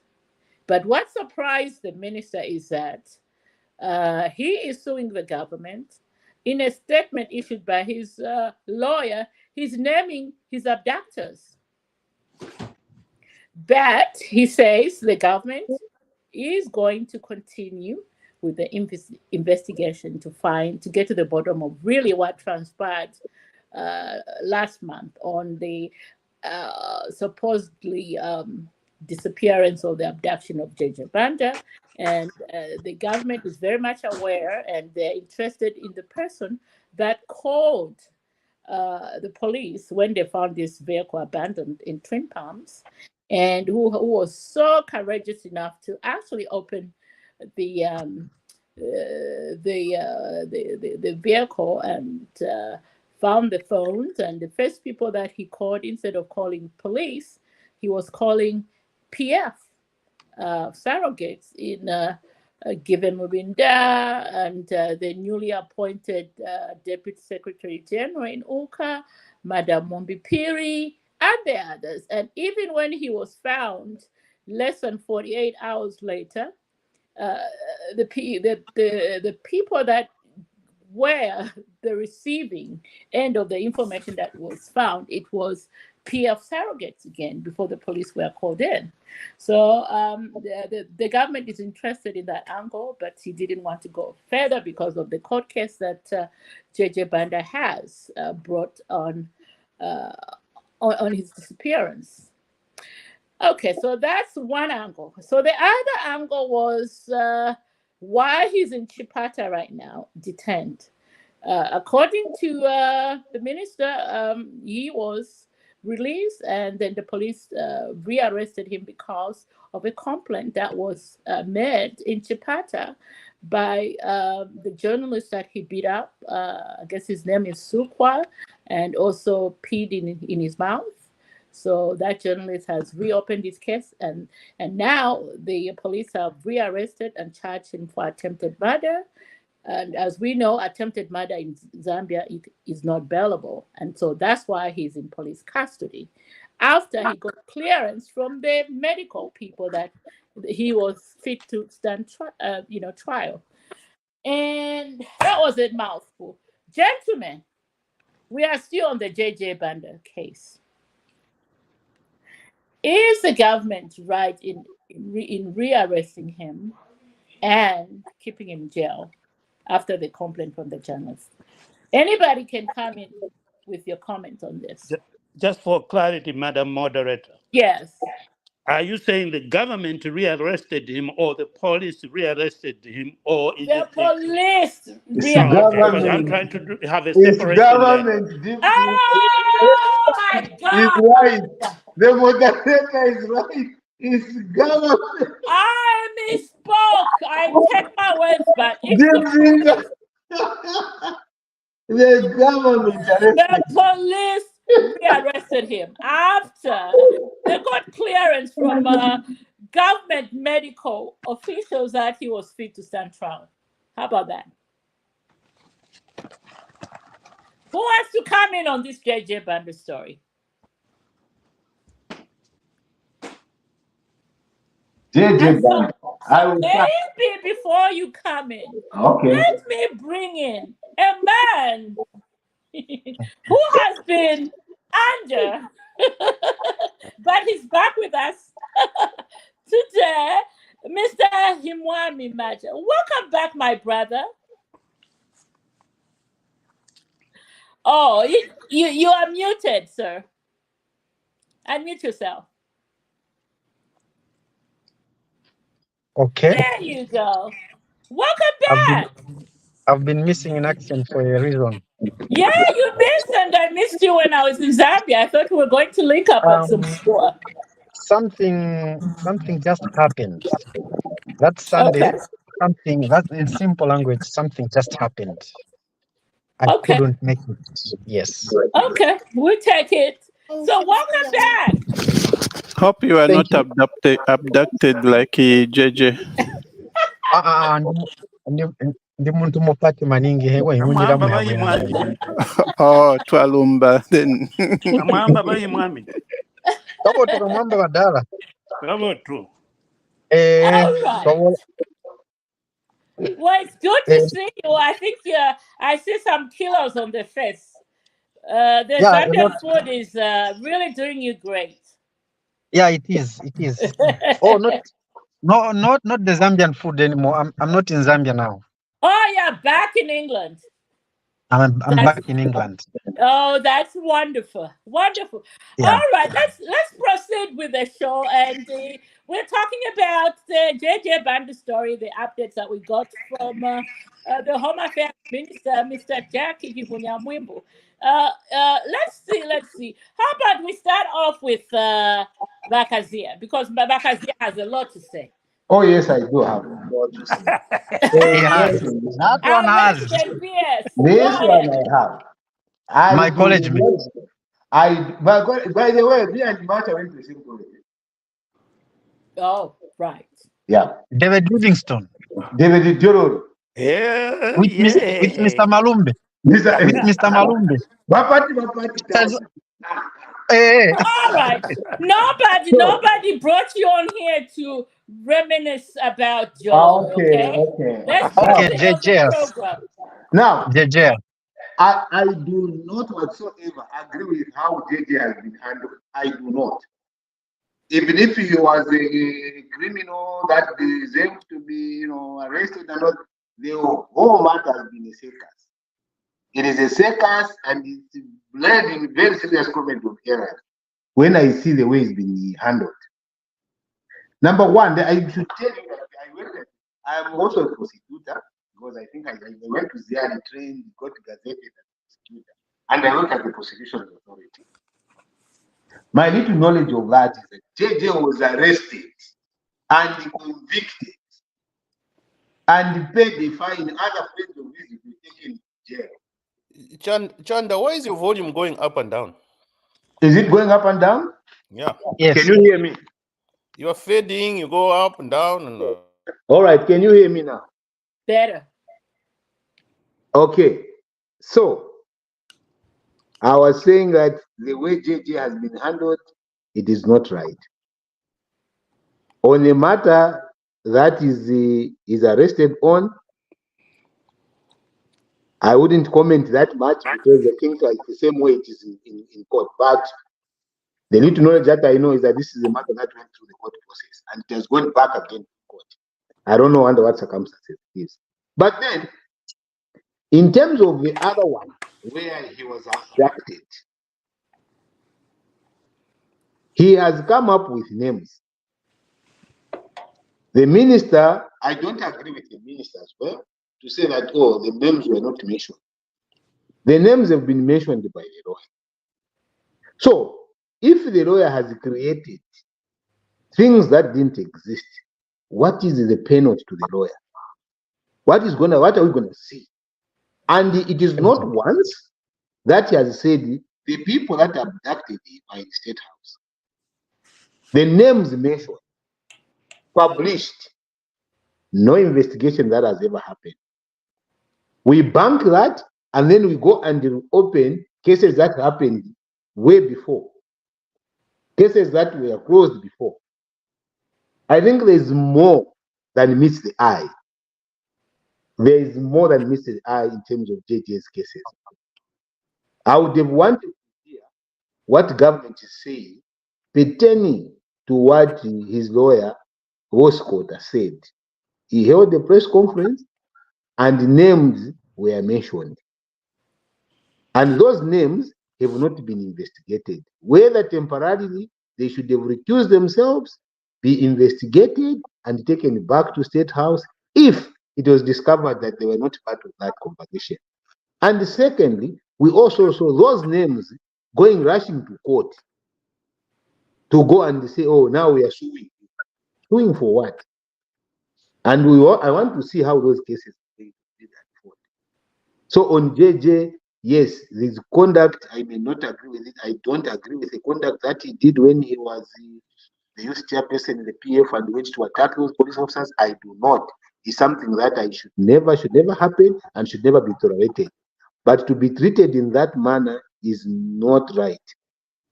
Can we have a report in terms of the abductors? It has taken way too much. JJ is a member of parliament. So we need to have answers on that. The abductors will be Madam named. Moderator. Go ahead. I asked for clarity because this case right here can divide people. So the clarity I was asking, are we talking about the case in Chipata? Are we talking about the abduction case? Which one are we talking about? Because if we're talking about the Chipata case where he's rearrested for something he did in the past, there's no contest there. He need to be arrested for the things he did there, right? Right. I agree. What about So are we talking about the Chipata case or are we talking about the abduction? So we need to be clear. I need to know which one we're talking about here. If we are talking there is about also both, then let's start with one, finish, and go to the next one. That's my request. There's there is also okay. one where there's also one Right. where he's alleged to have urinated in the mouth of that journalist. That's the case that was reopened in Chipata. Yes. So what I was trying to do here, maybe I confused everybody. I was trying to kill two birds with one stone. I was trying to give the update on his alleged abduction as given to us by the minister, and then explaining the reason why he's been rearrested and charged with attempted murder in Chipata. So essentially, his case, the abduction case, we can't say nothing much about it simply because we were told the government are still investigating. They won't say much on it because this case has already been brought to court by JJ himself. So everything that you want to know in terms of what the findings are in the investigation, those findings are going to be reviewed in the course of the law because this is what JJ Banda wants, because he is the one who took the case there before government even took the case there, he himself. So according to the minister, he did not name his abductors, but in the case that he took to court, he names the abductors. So there are two conflicting stories there until we have a government prosecutor and his own lawyer going toe to toe in the courts of law. Does that make any clarity there before I jump to the other one? Yes, it does. And when you jump to the next one, I would like to hear Akazia's grievance towards that next piece now you're about to talk about. Thank you.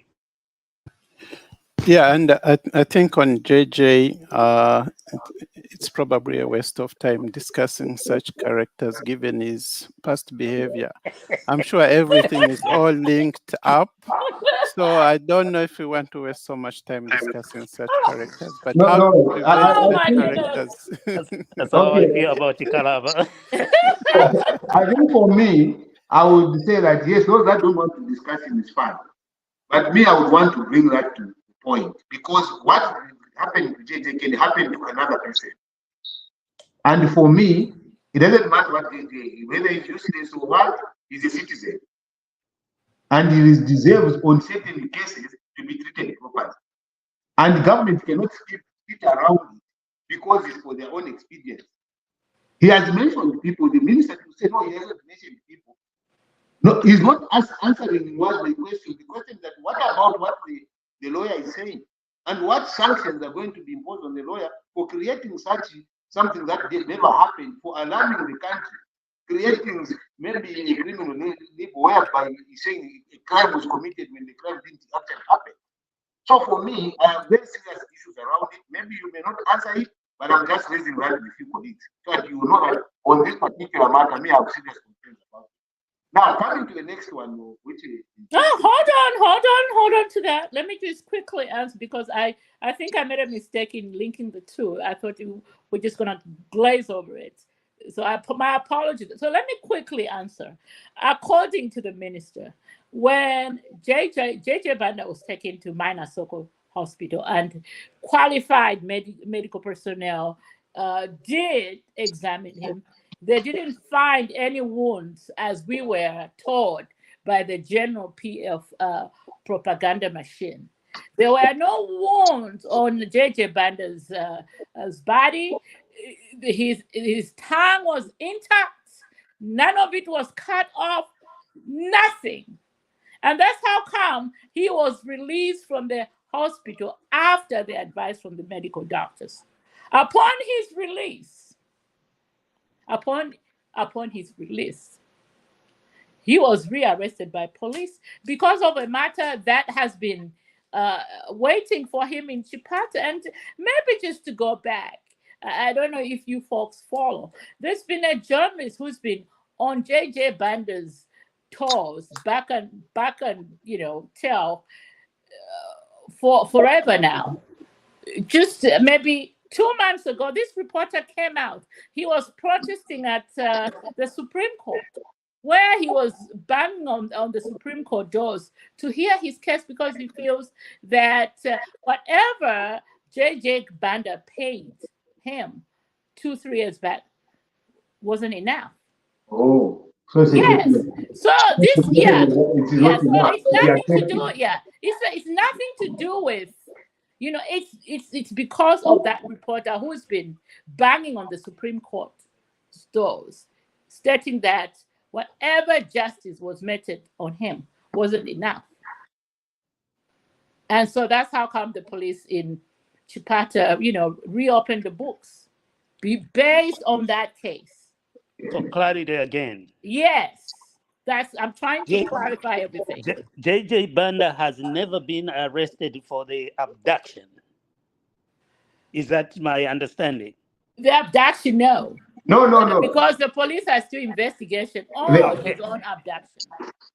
The only thing that I've realized that the questions are not answered. What do you mean the questions are not answered? Number one, I asked about the lawyer who came and mentioned the names of the people that have abducted JJ. Government has not said anything about it. Just said the meeting never happened. But the question is that what are the course of action for the lawyer who created that fiction that the case, the meeting happened, JJ mentioned is abducted and the abductors were mentioned. And the abductors themselves should JJ. That chapter is closed. It's like mirrored with no kind of follow-up.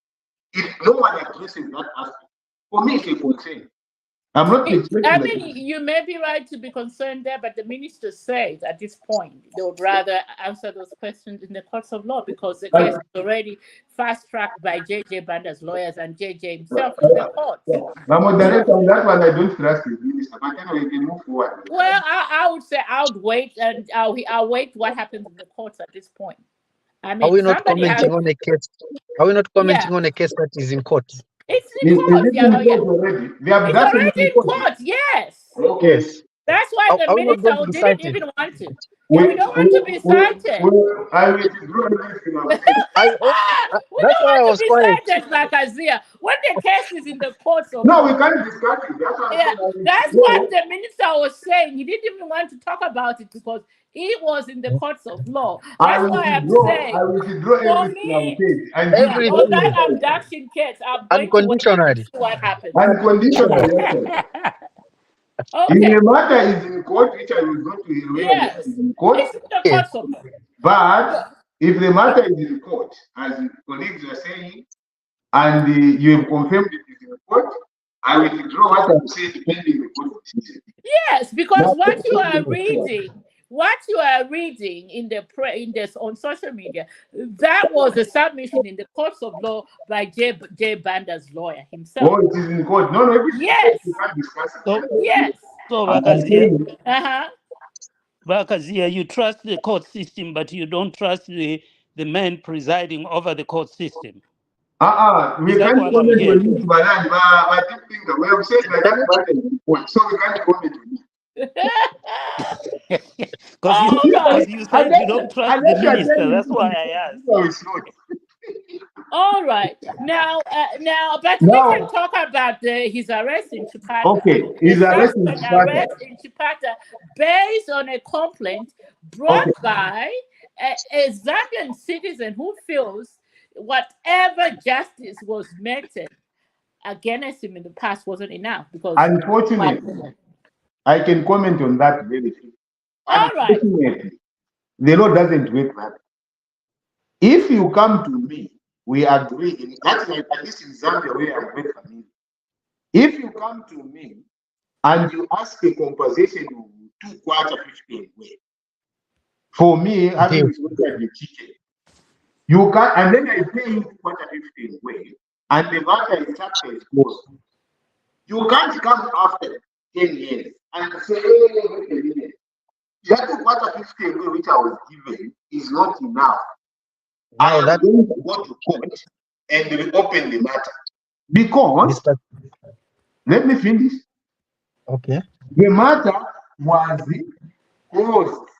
The courts of laws saw that process, including arresting those people that JJ went, others have saved the prison term. JJ was fined. And the matter closed, and this guy went away. To come and show up after 8 years and go back and open the case, I want to see how it ends. But the conduct of JJ that time, and any time in that fashion, whatever does that, does not have my blessings. I don't like it. I don't do that. But we have a just system that limits that once a matter has been decided in the court of law, you cannot go and open it. Opening a matter because of political expedience is not good. Because the president spoke about, therefore, you want to open the matter. I don't think that's right. And I call that very bad precedence. Yes. We can't have laws. We can't have judgments that can be made based on such a precedence. Just look at it. A lawyer of now, this time, deciding a case because there was a JJ thing where he was paid where he paid out 150 quarter. Mr. Kazia, on your own, just imagine this precedence is used on you if I injured you. They say, imagine, it's precedence. It can be used as law. How do you look at that one?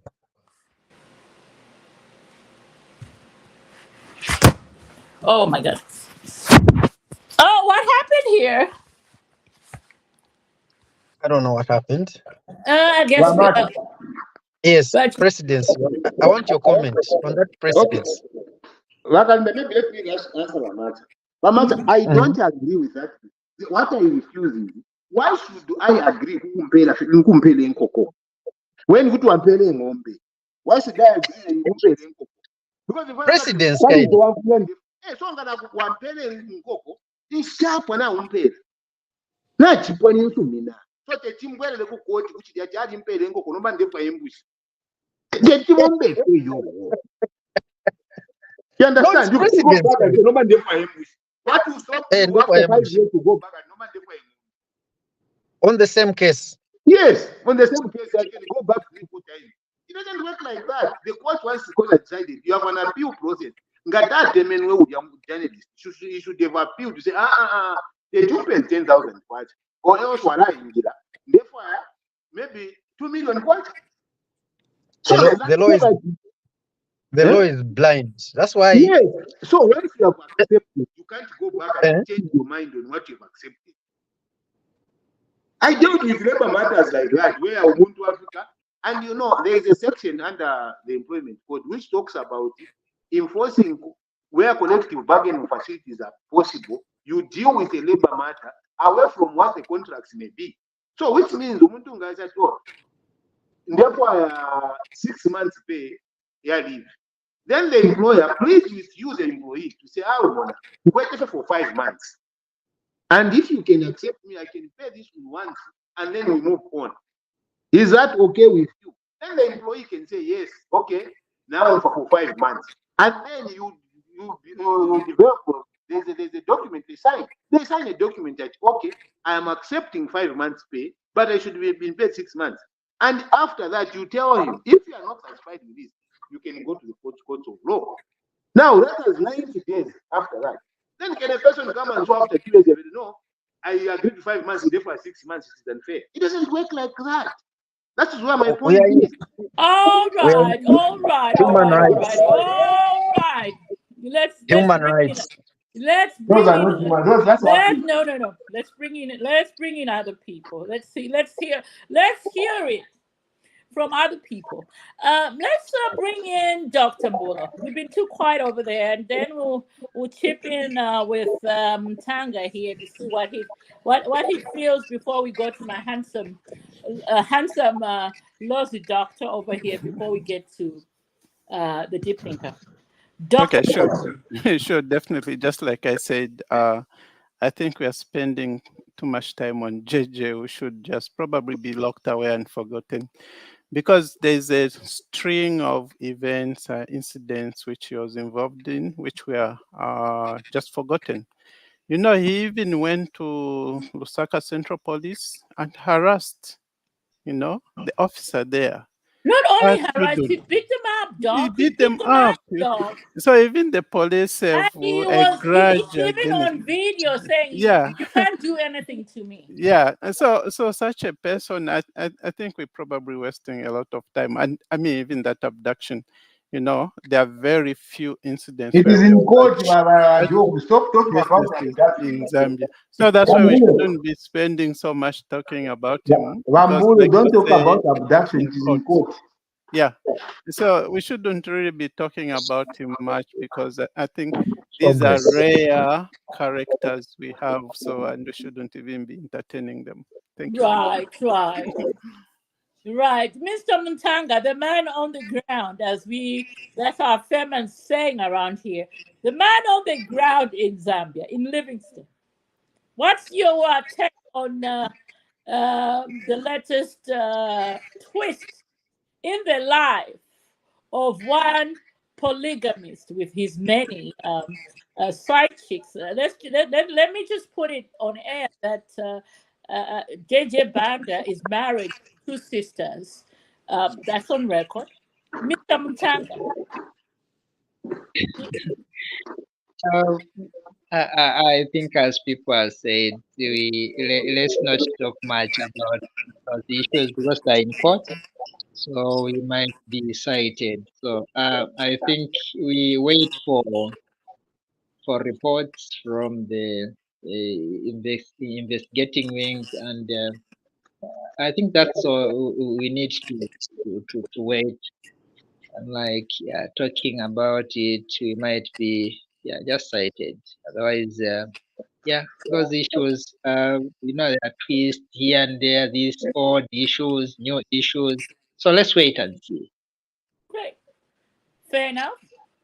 My lovely Yes. Lozi doctor, my lovely doctor husband of Lozi.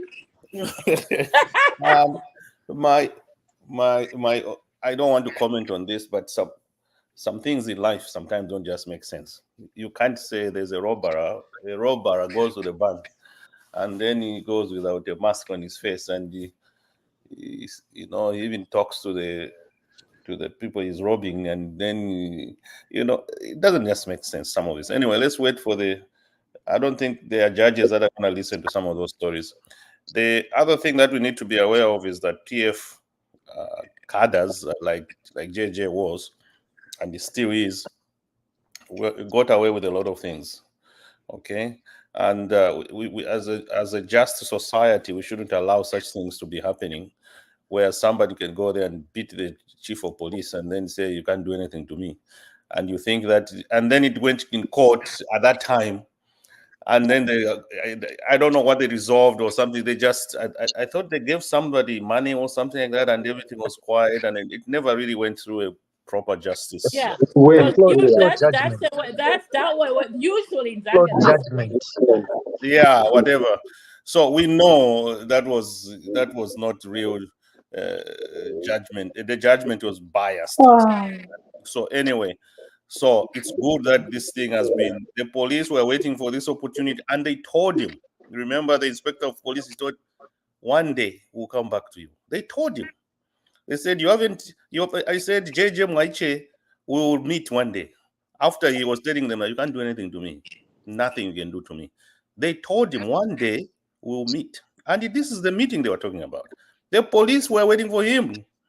So those cases, yes, to me, I want them to be re-examined. That they need to be justice, so that you can't beat somebody and you pee in his mouth, and then you think that you are just because you're a PF cadre. No, we need justice for that man.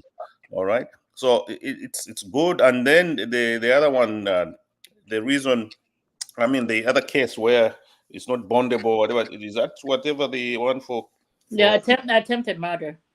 Yeah.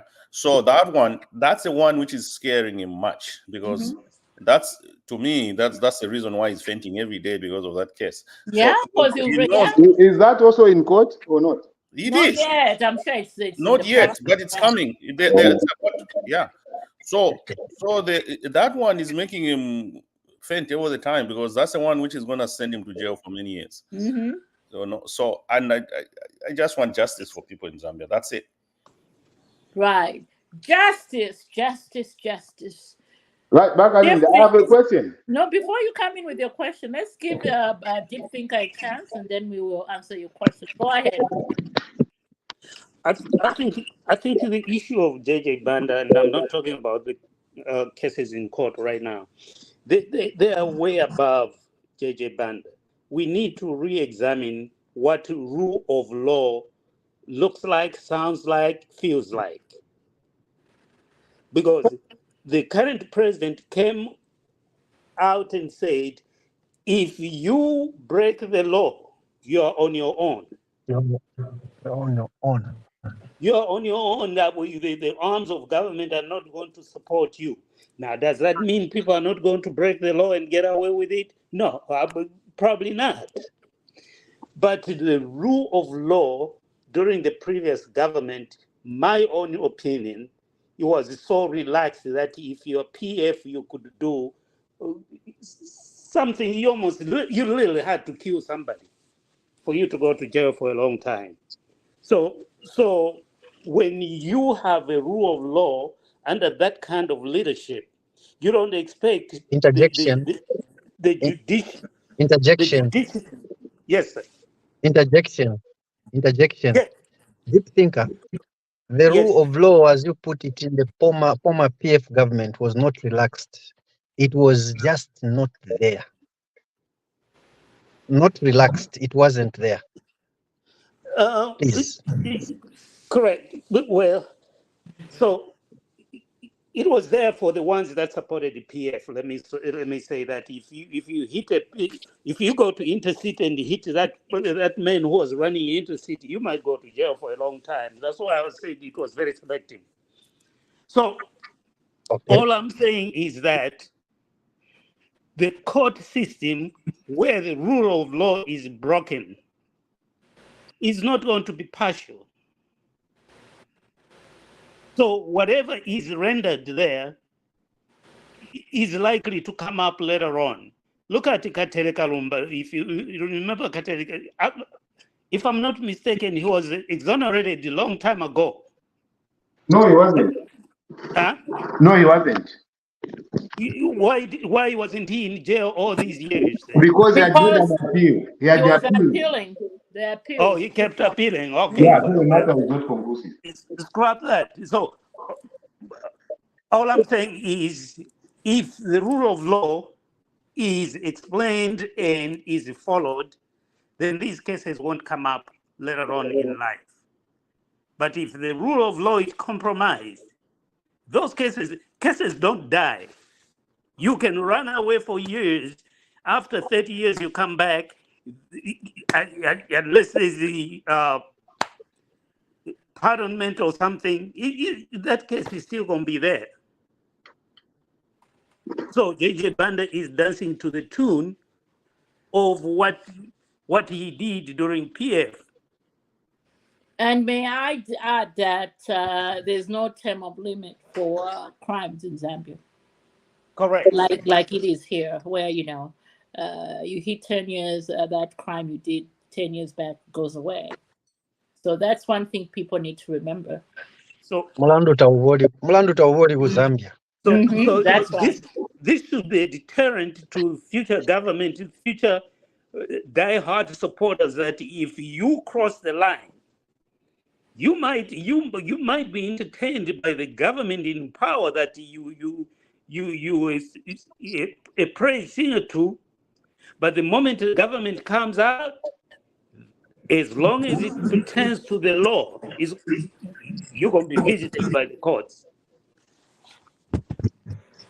Right. Absolutely interesting submission by everybody. As for me, the only comment that I've, because I am fully vested in JJ Banda being, he needs to see his day in court, and whatever happens in court, and we will leave it there. Then the rest of the victims will move on in peace. Because looking at those videos of that young man, the journalist from Chipata, crying about JJ Banda peeing in his mouth just because he was following a story, and because I'm from that background, and I sympathize with the young man, so he needs to get justice, and hopefully somebody at Chipata High Court will be fair and just. Shall we move on now? Because there are a few The question? Oh yeah, I had a question. Go ahead, our lovely Mr. Pierre. Yeah, the question.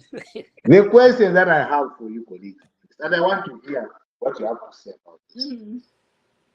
If JJ goes to court right now, and the court decides, for instance, if the court is going to take him, let's say they give him 1 year jail sentence, and he serves the sentence, he serves the sentence, and then there's a change of government, the same journalist goes to say, the justice was not served. I want this case to reopen. Should the case be reopened?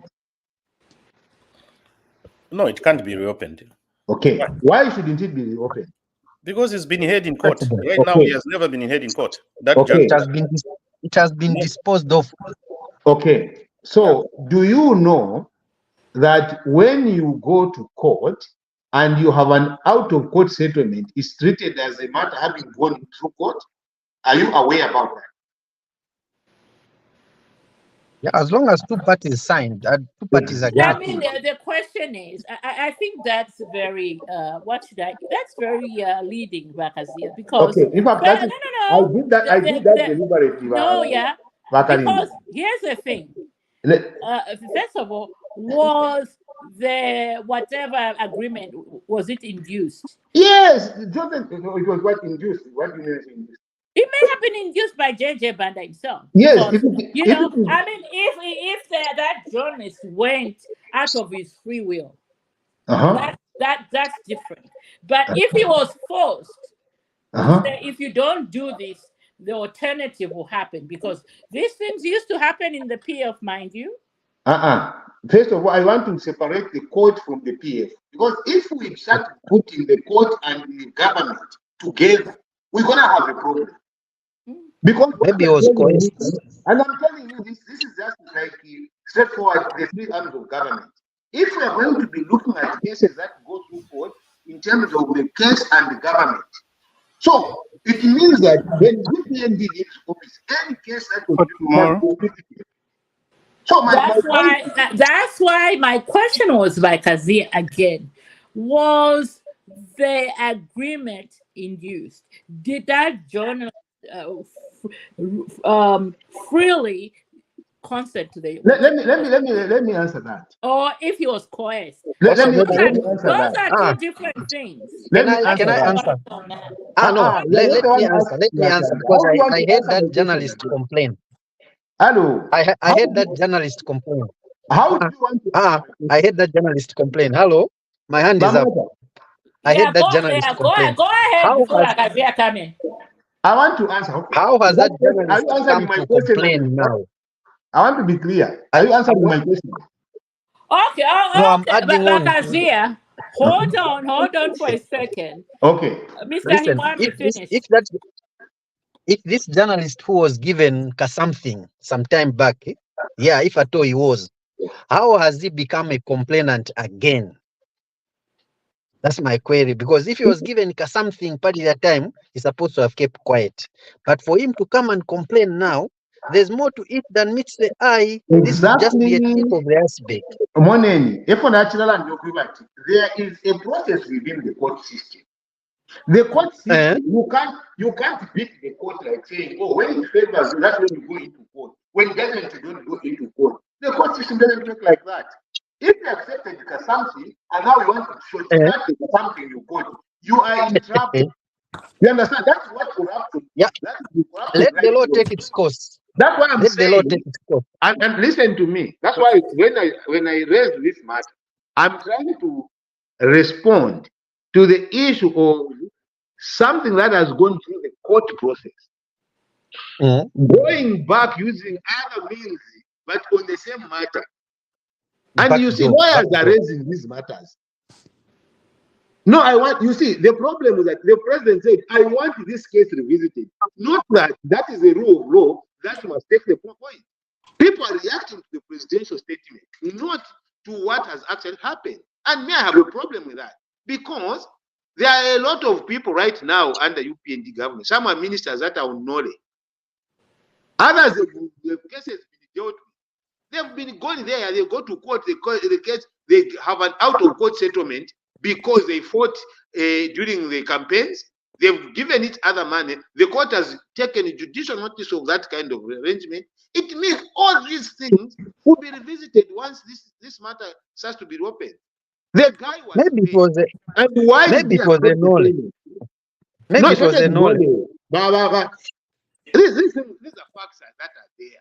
All right. We are politicking here. Shall we proceed? Progress. Anyway. Progress.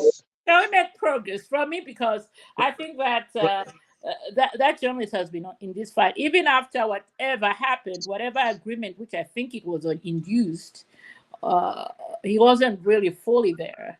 That gentleman has been out talking, advocating for himself for years. This is not something that just popped up yesterday or last week, or just because the president talked about it. This young man has been advocating for himself for years.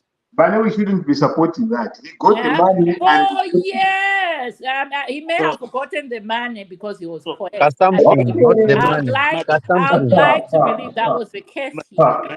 Madam Moderator, Yes, deep thinker. this is not for discussion, it's just a comment. I think for the future, we need to take seriously the question that Bakazia is asking.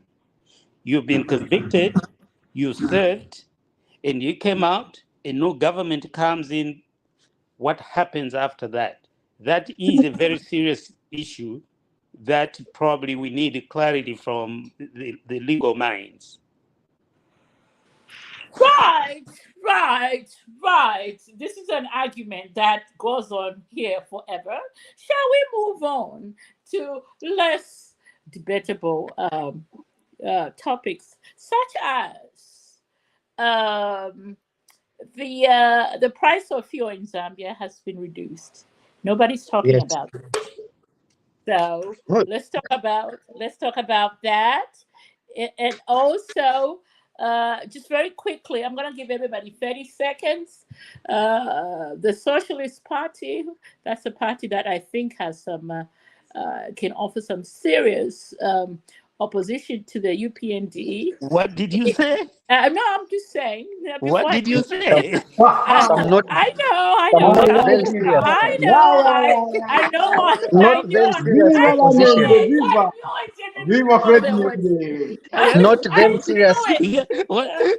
No. Viva Deep thinker. Fredmente! Long Deep time thinker. ago. Deep thinker. She left out the word not very serious opposition. She left out the word not very serious opposition. Oh, okay. Viva Fredmente! Viva! Gentlemen, can I just finish? Can I just finish? Because I know what I've said in the past. I am sorry. I know what I've said in the past. But over the months, I've been meant to believe that the Socialist Party were a serious contender against the UPND in 2026. But after these happenings of today, where they have suffered 10 resignations from their topmost members, I'd like to think that there's no future in the socialists. So my earlier summation of the party were right. But so yeah, they've suffered a massive, I don't know how to call it. I won't say they're being okay, let me just recall my words. Didn't think I finished my thoughts here. Finish my thoughts, deep thinker. So yeah, go ahead. From the beginning, I've said Socialist Party is the party to look out for, not PF. Correct. So even if they lose some members, remember that's how UPND started as well. Yes, but you know, when you have 10 members leave the party instantly, what does that tell you as a party that's supposed to be growing? Rebranding. Offering. Rebranding. The opposite. I'm so done. I'm so done. So I guess the rebranding that never started is just starting. Yeah. In the Socialist Party, and so with those revelation people, your comment. Let's start with you, Himwami. I think this is your favorite subject. Then we're gonna go to Dr. Danny. People that are resigning from these parties, we should be knowing something about them. Where were they before they resigned? Was Socialist Party their first party? We're talking about political prostitutes here. They jump from one tree to another, like monkeys, from one tree to another, and we should take these people as serious. Are they even a factor? What have they contributed to the political struggle, political scenario of the country? They are resigning with letters that are typed. I would want to see a handwritten letter, because something typed and then just take a pen down there. Anyone can do that. I was just seeing these letters on Facebook. There are quite many, there are about 5 or so. And all of them incidentally 10. It's 10, okay. Mm-hmm. All of them that I saw are from the Copper Belt. Yeah, two No, from Lusaka. are they people that have resigned? Are they really forces to reckon with in politics? Bachanda nje benuko mwali besha abantu aba bwino bwino. I'm sure what stories I never do.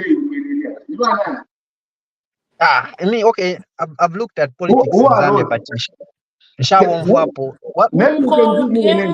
there is Munkonge, some lady named Zimba. Who else am I seeing here? Some people I've never heard of these people before. No, that's the thing. You know, people that could be resigning from these parties could just be political nobodies, and now they are just going to cause a dent on the socialist party. So that no, socialist party is losing members. Can't she?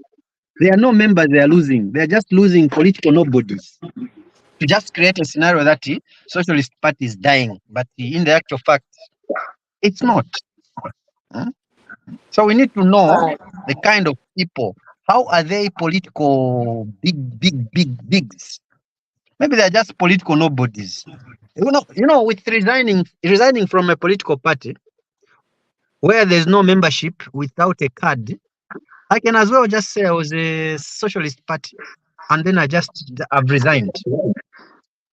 Bring 10 people with me who I just pick from the streets. These were with me. They have resigned. It's possible in Zambia. Hey, Hey, All right. All right, Bakazia, come in. This is your favorite topic. what Mamacha is saying is correct. You see, in Zambia, there are so many people that just go there, and the last time that socialist party, there's a lot of good principle and stuff like that. They wanted to eat. Who took about maybe to just like you want to throw mad at him. He's a very strong man. He's a very straightforward person. He speaks his mind out. He's been there for long. He knows all the problems. He knows their weaknesses, and he has a very good credibility. He's very credible. He reads a lot. He understands the Zambian politics. So I feel the same way about it. People running away doesn't really affect the socialist party. It's still very rock solid, and it has good men there. Somali, Mourinho, they are very good people. So I think I'll leave at that. So them going doesn't affect the socialist party. Right. Oh, that's our resident PS at his best. Dr. Donnie, please chime in on the Socialist resignation Party. at the socialists. Yes, that seems to have brought them there. As I said earlier on, I love organized opposition in Zambia, which we don't have right now. And I would love Socialist Party to grow as a really good opposition to our government. Now, I've observed two things about opposition parties in Zambia. First of all, they are very expensive to run. People in Zambia are not like rich people to support their political party financially. They do here, where you find business houses donating millions of dollars to opposition parties and stuff. So we find that in Zambia, to run an opposition party, it's sort of some kind of personal sacrifice financially, like HH did to run UPND after the demise of Mazoka. So it's personal sacrifice. And what I see with Socialist Party is in that vein. It's a financial muscle that is lacking. You remember at the beginning, after the elections in 2021, Membe was on a campaign, traveling all over the place in the US, Russia, China, where he was trying to get this financial support from these countries, but apparently he never achieved any support. How do you know? How do I know? Because I haven't seen it grow in any province. In Western province, if you say Socialist Party, nobody knows it. So if he had spread the wings. Anyway, what I speculate is Membe is facing some serious financial problems for him to spread. He's a very good opposition leader that can offer alternative government to the current government, and is organized. but money is lacking. That's what I see. When it comes to UKA, for example, them they are looking at a big man with a big stack of money here called Lungu, and Lungu is not releasing money. He's kept it in his pocket. He's not ready to. That is not right, Radani. That is not right. Can I finish? Can I finish? Stop making up stuff. Yeah, those are my assumptions. Okay, so, and that's the reason why UKA will go nowhere, because everyone else is broke, and they're looking at one man. Everyone else is broke who is not ready to sacrifice millions of dollars from their pocket to support that UKA thing. They're all looking upon Lungu, and Lungu is being monitored. He can't go and withdraw $20 million today. They will say, hey, Mr. Lungu, where did you get this $20 million? So they have a problem there. And probably this I can assure you, this virtual meeting we're going to have with Lungu, one of the messages is going to talk about is donate to the party, donate to UKA. We need your money, we need your support, and stuff like that. And probably they will use that to say, okay, one day when $20 million all of a sudden appears in Dubai, say, oh, it's people in diaspora that donated. How do you manufacture things like Those are that? my speculations. But Oh my goodness. Membe, I wish him luck. Membe, I wish him luck. I hope he can grow into a bigger, formidable party that can oppose the government. He's a good guy. Huh? Did you say Membe was a good guy? He's a good He's a good opposition. He's a good guy. Socialist. He's a bad. He's a bad alternative.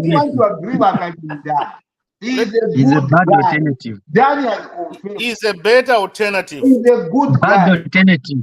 Yeah. Even now, he has even elevated. All right. I mean, I'm so sorry. Did I just hear a good guy? He said a better now. He's even elevated from good to better. So how do you expect that? He's a good man. That is better than HH. Yes, better than HH, isn't it? Hell to the no. He can offer a better opposition party in Zambia. Oh. All right. Let's move on. Dr. Mbolo, your comment. Okay, sure. Very interesting discussion. I think, like Dan said, it's really good to have a reasonable opposition, an opposition that people can really rally around. And I think what the opposition need to do, of course, the challenge, as Danny rightly put it, is financial. But if you can come up with a real concrete idea, what's the idea? What is the Socialist Party all about? If you can really sell that whole idea, people can really rally around you, not just for financial. So I think maybe one thing the Socialist Party should do is to really come up with a clear plan, what they have for Zambia, and if they can sell themselves. And in addition, I think the challenge for most political parties we have seen is even like UPND.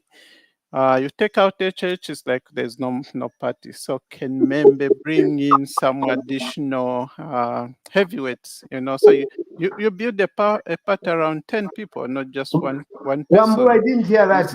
Did you say? Can you say that?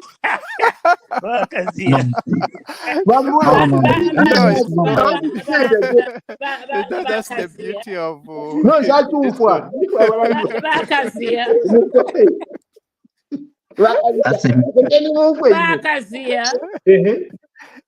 UPND is not like socialist. Gentlemen. I said, for example, if you take out HH, you may not have any UPND.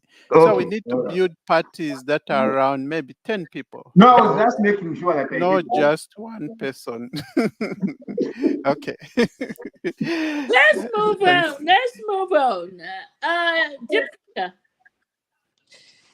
It's really worrisome hearing a conversation about opposition and the lack of it in our country 60 years after independence.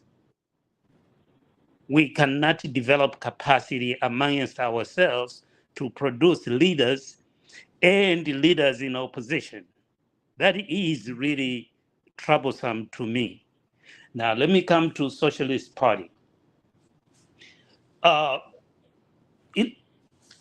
Socialist Party probably still has some strong things going on for it in there.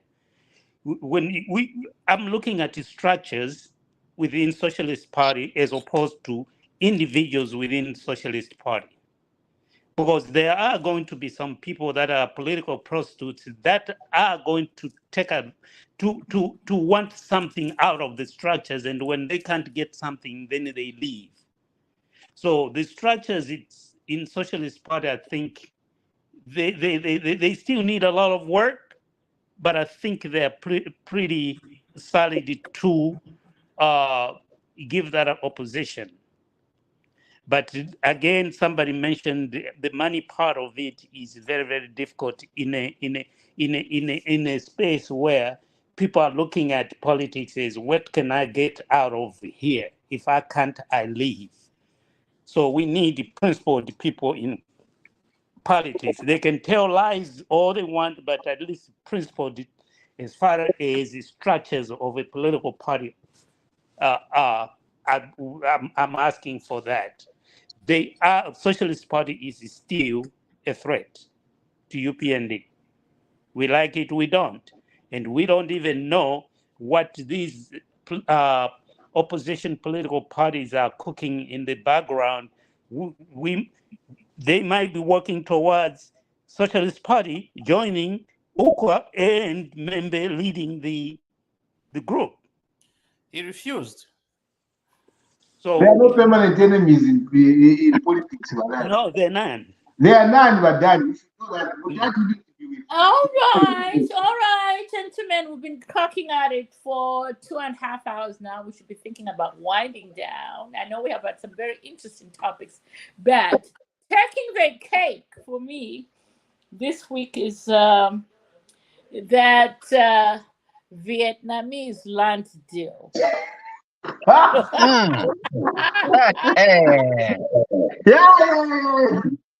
Comedy of errors.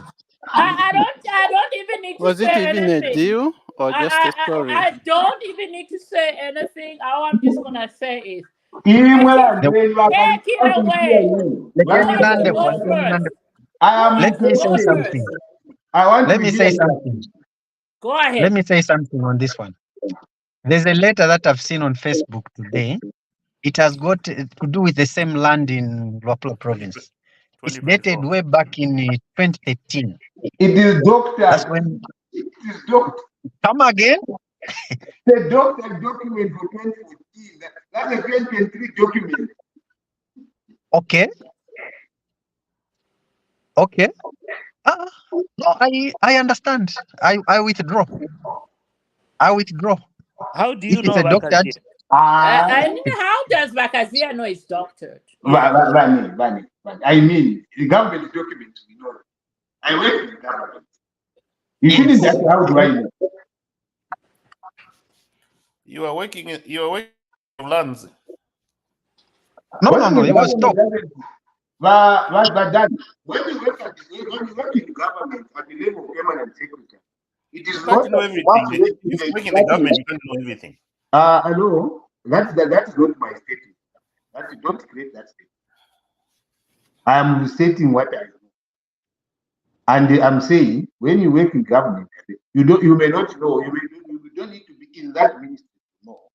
When you've worked and you've interacted with a lot of documentation within the ministry, you know how the documents were before you left and after you leave. They are very clear things that you can put at about this is just temporary. This one is not temporary. Okay, let's take it that it was 2014 so that we allow the discussion so that I don't look like I'm stopping people from discussing what they think about it. And if it was 2013, put your point. Put your point on. If it was 2013, go ahead. And I'm saying, put your submission. If it was 2013, then what can you tell us? Was such a thing there? Put your submission. Tell us your submission on the document and on the right line. I'm waiting to hear from you. I'm not clear there. Come again. I'm saying put your submission on that land. I want to hear your position on what on the 6 million hectares. Oh no, that is it's too much. It's No, I too mean much. the document, the latest document shows 30 hectares in Ah, Lusaka. 30 hectares Not is okay. You can give 30 hectares to investors. I know that That, investors are given that. 30 hectares yeah, is okay. but million hectares. No, No, no, no, no, no. no. 30 hectares Uh-uh. you can give, and especially with a Yes. clear business plan, with clear financing that is shown to ZBA, and Uh-huh. timelines, Uh-huh. clear stated money in the banks and stuff like that. I think you can do that. But in the Yes. Japan, is just in someone thinking in the head, it becomes a bit of a problem around that.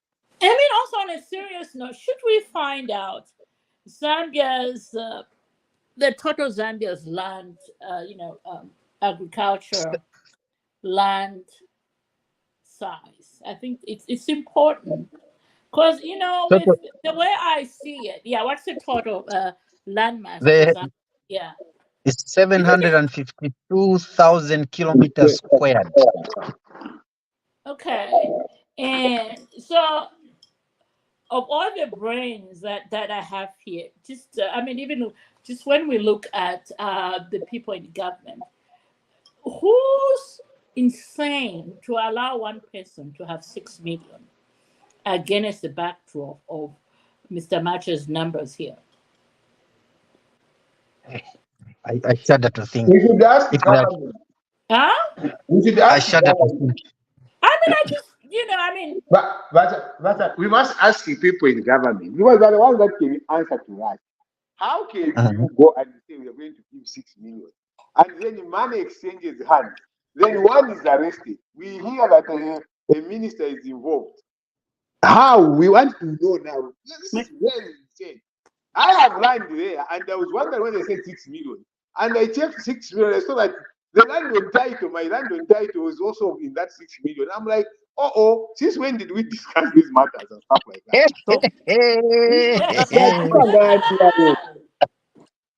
just a question. Wapilira Munsenga.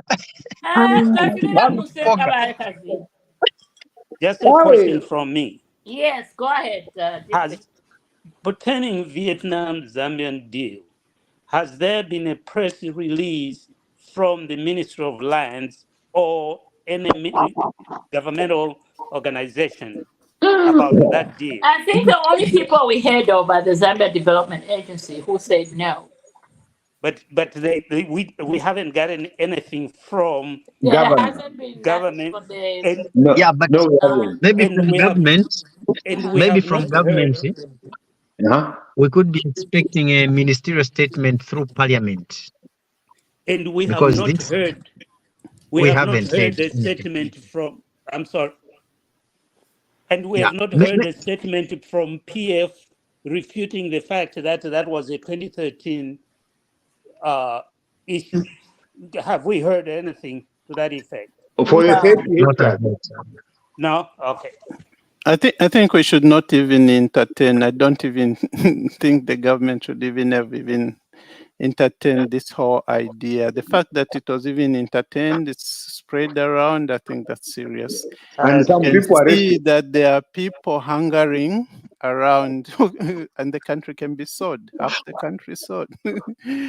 So that might be true. Yeah. I Anyway, agree. shall we move on to? Sure. Before you move on, Bakari, me, I'm going like to Yes. talk today. Yes. Uh-huh. I think we need to have some people seriously arrested. Like I think they did really, according to what I've seen on social media, that Kelvin Sampa was arrested, and there's mentioned some minister there that he might be involved as well. We want to see if the minister is involved, he must be arrested and fired at the same time, because we can't be having people that are getting over our land. We Should shouldn't go allow through that. the process and if Exactly. found guilty, arrested. That's what you Probably, mean. yes. So that's why I'm starting with investigation by deep think. I'm saying the matter must be investigated if involved. Okay. Then if involved through that investigative process, he must be fired and be arrested at the same time. Well, you know what? I mean, the thing is, Abena kills Kelvin Samba. We know his backstory, right?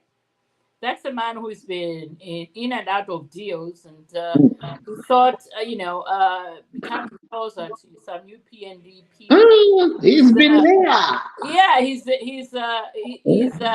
He's, past transgression were he's going a to, senior member of the UPND. be forgotten. He's a So senior member. anyway, let's wait about a senior member. Awe mwefa mukane wa. Muntu wenu ulya mupamba kumukana lero. No, Calvin. Emasanga ku State House man. Calvin Samba is like no, Marimu, I'm not even a picture. Calvin Samba is like the one who is running away now is asking for money from people.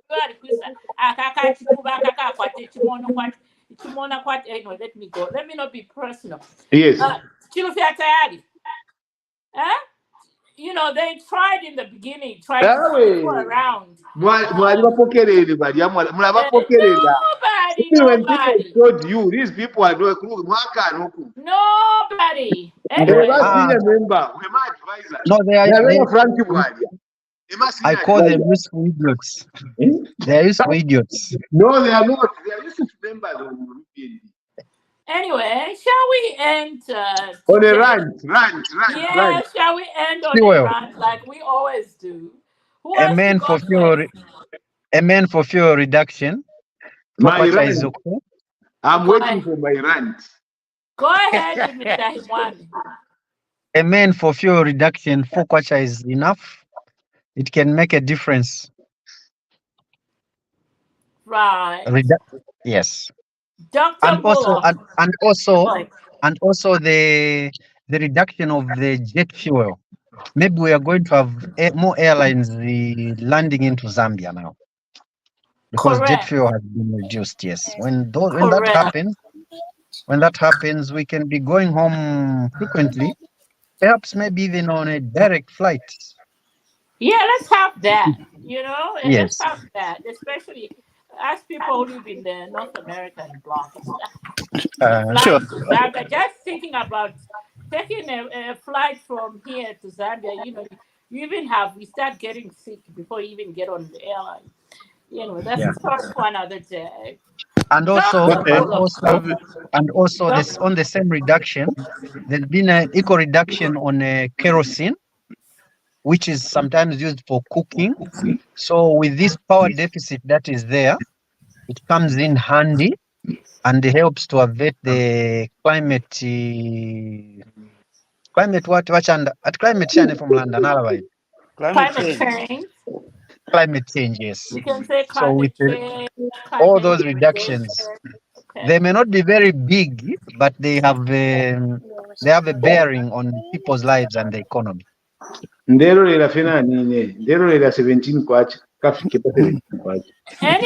forget about forget about what our lovely the man we love so much on this podcast. Our resident PS. Go ahead with your rant. My rant is Vice President Mutarena Rumango. You didn't open me. He missed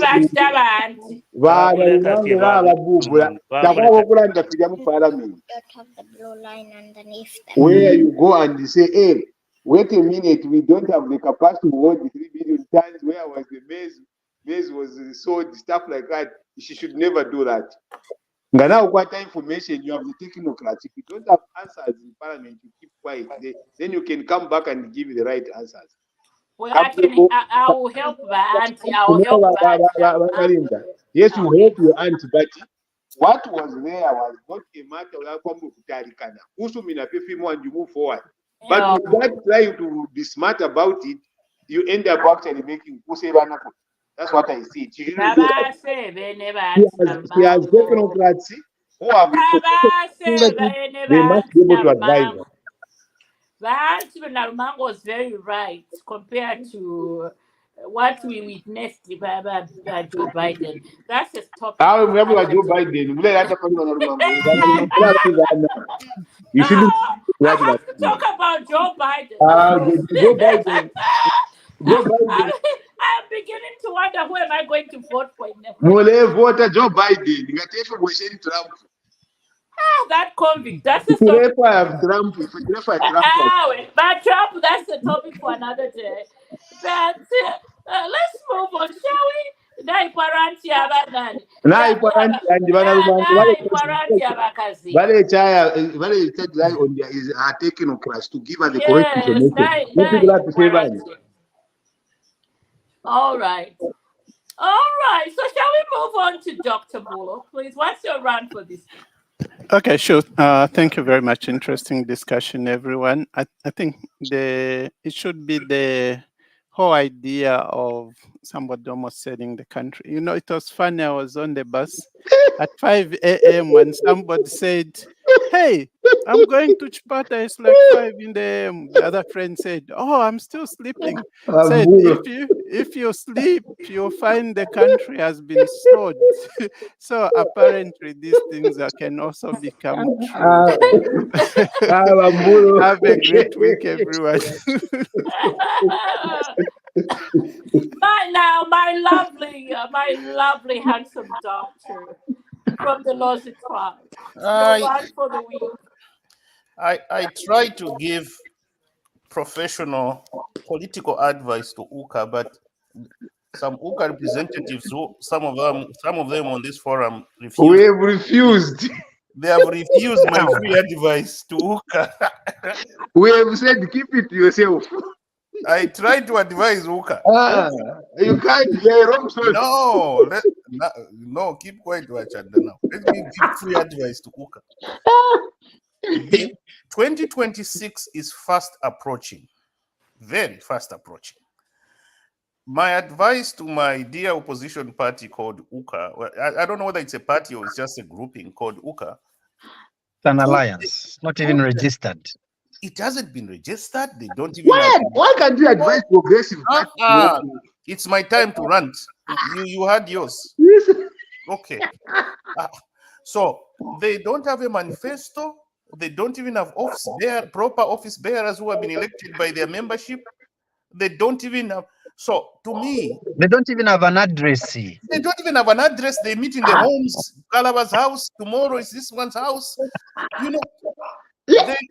To me, they will be very, very shocked. 2026 will arrive and they will have no structure of standing as an opposition party. And then UPND would win. Yes. That's my prayer. And this is what I don't want. I don't want a one horse race. Oh, you don't want UPND one horse race? You know, I want opposition to be there to add, some. Okay. Some flavor. We want some flavor, some courage. Yes. Mukashara muli Kwajiba Lungu, who said he will give power to himself. Yeah, he will give power to himself.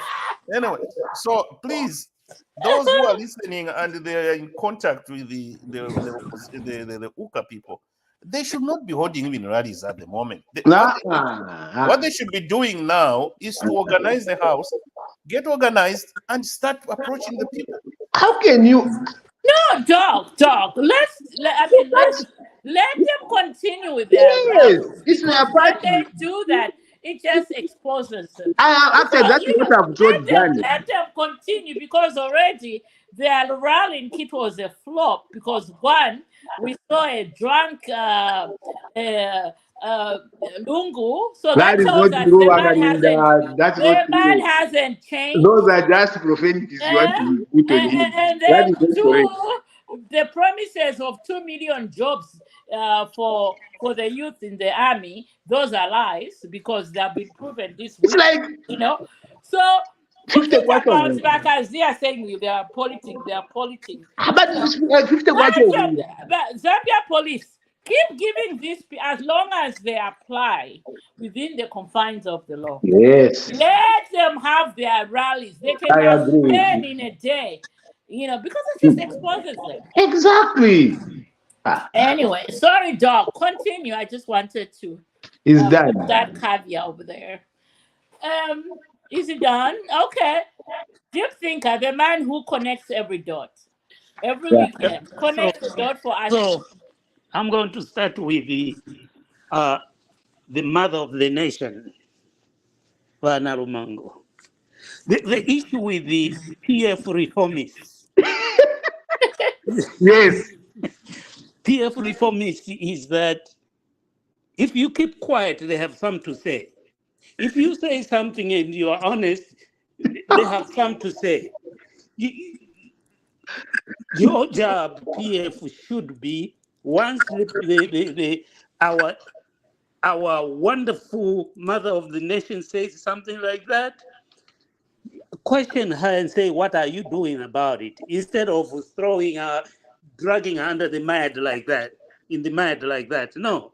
Ask questions leading, which are going to help the Zambians in the long run. That's right. She said what she said.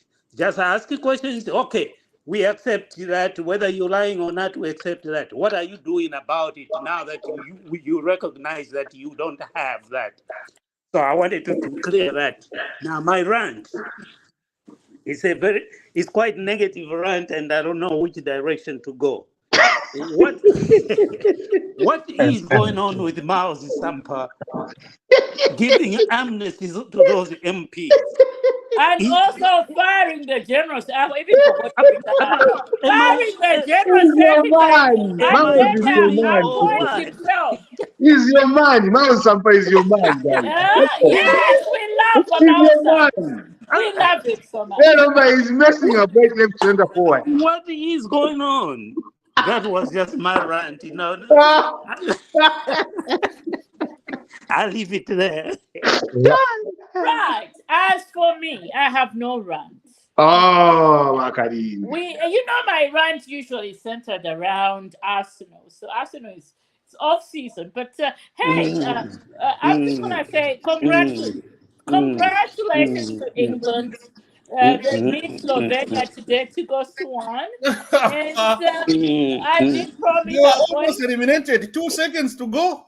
That's when they equalized. My lovely Dr. Los's husband. Let's keep it there. And now coming back to my auntie Naramango. Yeah.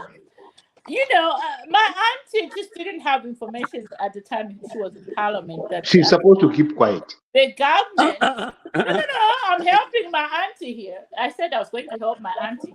Just to those naysayers, the government has already started building new storages, by the way, because the old ones that we have, they seem to outpace the need right now. So government is in the process of actually building new storages. PF didn't do much Because the PF, the PF decided the PF were actually, let me finish. It's my rant, Bakazia. It's my rant. Your rant is distorted. Not finished yet. Your rant is distorted. No, the PF were giving money to their side chicks. That's where now side chicks. That's who got the money. I was just touching on you, Bakazia. I'm sorry. That's okay. Yeah, that's a fact. So your new Dawn government is actually building new storage. Do not be swayed by Vice President just didn't have the information. She was not updated. There is a procedure that I want to mention in Parliament. You didn't get the update as she was in Parliament, and I'm giving you the update right now. Your new Dawn government, your government of the day, and now and forever. Bagazia.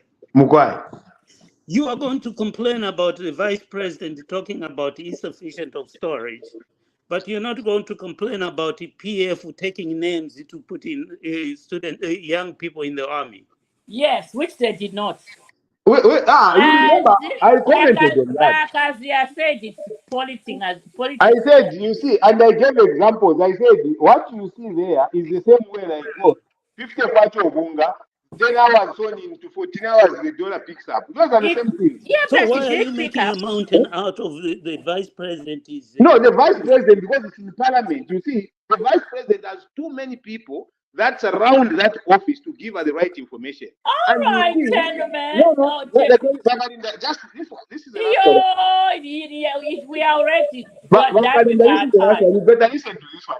It will No, help you. Pishakale Ranti. Your final words. Your final words of the day. Rampapata, listen to this one. You see, and this is just in all fairness and in all with I come in peace on this one.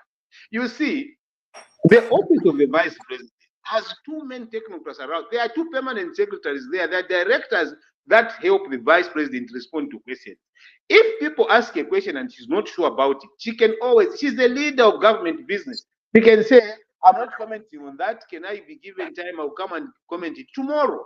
That way, she's able to give the right information. Not speaking off the cuff like that, because in the time you speak, everything will just go wayward. I would appreciate that the vice president be given more time to answer questions, and if she's not sure, she shouldn't answer from the shoot from the hip. Let's her shoot from the shoulder. So could you tell the father of the nation, also to not do that? Because he was remember he was the president of the country for almost 2 terms. No, you see. Let me finish for a minute. Thank you. Okay. His word carries power. So could you give him the same advice that you're trying to give to the mother of the nation? On what now? On reckless speaking, reckless speeches that he's making. Recklessness, whether it be politics or not. No, let me. As you answer to that question, let me just add on to it. As the father of the nation, who goes on a public podium and says, really speaking? Now you can answer. Let me answer you. And this, I'm going to answer addressing both presidents. I'm not going to address one president on this. I'm addressing both. That is the way they've been speaking to each other. You understand? And this needs to stop. This is how they've been speaking to each other. The other was even without the platform. Yeah, this is your president. What did he say? What did he say? The official address. Remind us. Because if we at a public rally. Atulia chunsu.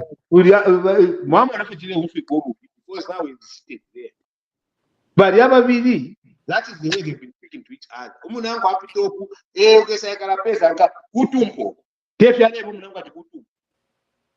If that is the issue, let's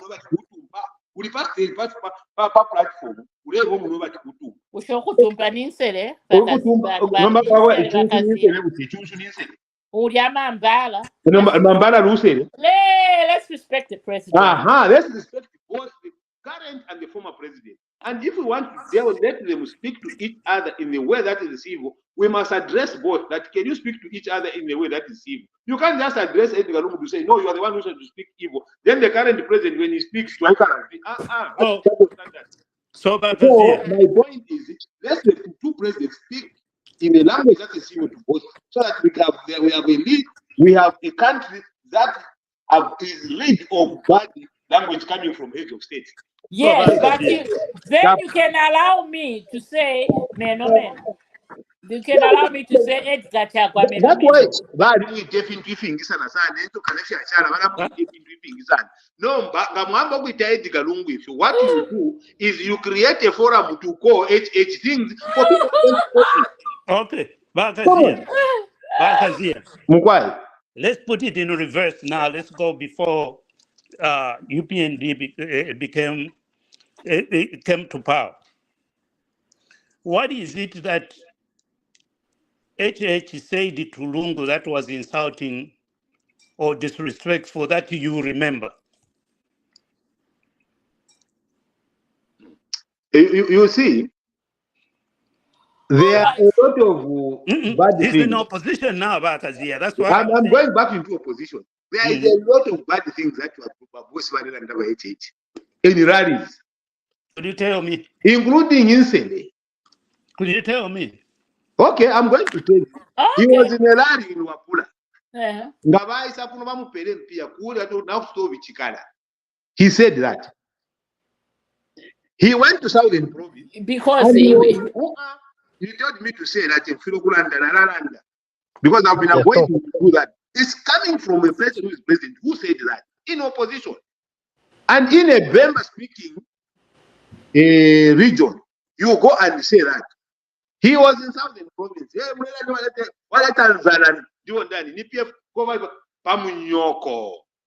But Bamunyogo is not an insult. It's a Bamunyogo is sibling. It's not an insult. Gopamwe nyogo. Gopamwe nyogo. That is what does that it is mean? listen. It Let me explain. Let me explain. Let me explain. Let me explain. Pamunyogo means that give your friend. Go pamwe inyogo. That's more like an ellipsis, shortened form. Go pamwe inyogo. Now it's an ellipsis of saying pamunyogo. You can shorten things. It's called ellipsis in English. Even in Tonga, it's the same. Pamunyogo. What does it's not an insult. Gopa mwe inyogo. Now that's too much. Gopa mwe inyogo is too much. So you would simply put it as pamunyogo, which is the ellipsis. It's a shortened version of gopa mwe inyogo. So give your friend. Look at this. Maybe I may not speak about that because that was spoken in Tonga, but I'm speaking about what's spoken in Bemba. Okay, do you know that in Bemba, Jigala in Tonga is Mugodwa Menda? No. Guys, I mean, you can't use that. You can't do that. You see, you cannot be using that at all. Gentlemen, I know. You can't say that. Right. We are not going to go into a language. Bad languages should not be accepted. Not at all. No, but he never meant to insult anyone. No. You don't know. He insulted. Whether he said, okay, so are you saying he never meant to insult? So I can say he never meant to. He didn't mean HH when he said what? He didn't mean HH. That's the language that my deep thinker and myself were saying it is wrong. It's unpresidential. We shouldn't be using language between the two presidents. Not just Edgar Lungo to you shouldn't be using that language, but allow the other president to use it. No, we shouldn't do that. We create a problem for with me our own leaders. And for me, it hurts me. Okay, sorry to say. I don't like presidents going after each other using bad language towards each other. I don't like it. Gopa Munyogo. Bagalinda.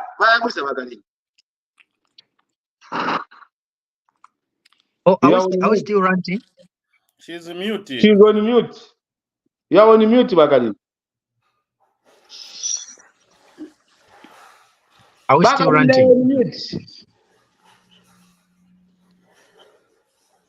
Are we still ranting? Still ranting. Deep think and I You know what I want to rant? You know what I want to rant now? Yes, sir. I want to rant on this where someone was saying HH lied to the Zambians that he will bring the price of milli meal down, the dollar to whatever. He lied, and after lying, he came to power. We are happy that he lied and is in power now, because if the other one had continued leading with whatever he was telling us, thank you for the lie. Therefore, lies are okay, isn't it? Yes. For this moment, lies have saved us from the tyrant called Edgar Chaponalum. So, which means that Edgar Ngabepa, power that will be saved by whatever. I don't think lies are okay, guys. Constructive lies. No. Constructive lies. No, how can lies be constructive? He's there. He's ruling us at least. Lies are destructive, guys. We should know. We can't. He- Our country is where we are here. Everyone frowns on lies. If you lie here, you'll be Katisha for Bengakum. Guys, we can't. Okay, but No. okay, there he lied. He lied and he has paid the debt. We cannot be. He lied, but he has done good things now. No, Baba Karam, I'm sorry. I found upon lies. If a He has lied. Chanda, do you agree that they're useful lies? They are not useful lies. Lies destroy. Did you know that? Let me tell you, I am who I am because my grandfather used to tell me lies about if you steal eggs, you will not have hair like me. But Dan, those are useful lies. But Dan, so I never stole eggs. When you are I used to think I'm gonna lose hair like my family, it is understood because those are useful lies. You cannot bring life into leading a nation. But no, this is just wrong. We shouldn't just try we can't just try and say this is useful. So that therefore we are saving ourselves. No, guys. He has brought rule of law. He has stopped cadarism. Sorry. I can't be the one. And I say, no, I'm feeding my family. Let me say in these countries where we are not. Children are taught not to lie from early on. The philosophy and the principle is that avoid lies. From coming from a head of state.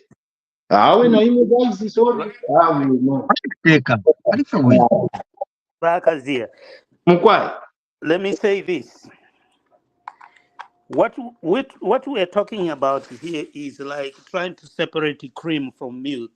Those are blended in. Politics, we all know what politics is like. There is always going to be a stretch in the truth. I'm yet to know a politician who is going to be honest and truthful all the way. Now, what makes a difference is when you get in power, are you seeing progressive development and growth, or human rights? Are they respected? Human rights laws, are they respected? Yes. It's what you do once you get in there that gives you back the respect. International respect for the country. Because the lying, if we are going to stay on lying, I don't know if any politician who doesn't lie. Mandela knows that. Lied through his teeth. Yeah. So lies are useful. A deep thinker. Yes. I do not expect politicians that they will tell the truth the entire time. But what I don't also expect is us here seated that, this is the useful lie, it's okay. You understand? We must frown upon them. We must push him not to continue telling lies. Because when the president starts to learn that, Ugubepa is a way of life, so they vote for you, they give you the power, and then say, what you may lie and get there and be honest about things after you've gotten power. But if that becomes the custom, and listen, repeated. Let me just finish. Let me finish. If the lie is now continuously done when you are in power, it becomes a custom. Another person will be coming into power using the same. To maybe the way you were thinking about it, because it becomes a custom, becomes a way of life. We must remind him not to do it again. Not that we start to be justifying that it's okay now, there's a rule, it's okay. We must frown upon it. We must. That's the way we can create our own systems. And you were going to see start President Vayamba. The ministers will start lying. The permanent secretary start lying. Directors start lying.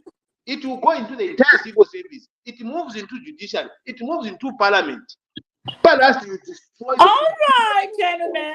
Can you hear me now? A lie repeated three times becomes the truth. It All doesn't right, become a truth gentlemen. like Gentlemen, can you hear me now?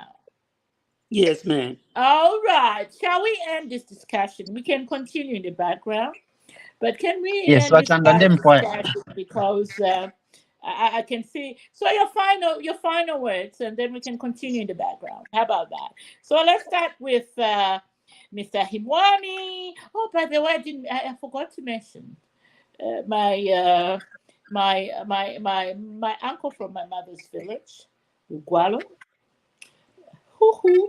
And then my aunt from my oh yeah, oh, it's the other way around. Okay, anyway, my aunt, my brother's sister from Shikatende's village, and my uncle It's from from my Sibuyunzi. mom's village in Lugualo. So I have to mention that because I'll be reminded by my relatives all the way. You didn't mention us. Excuse me, Kalinda. You said Shikatende village.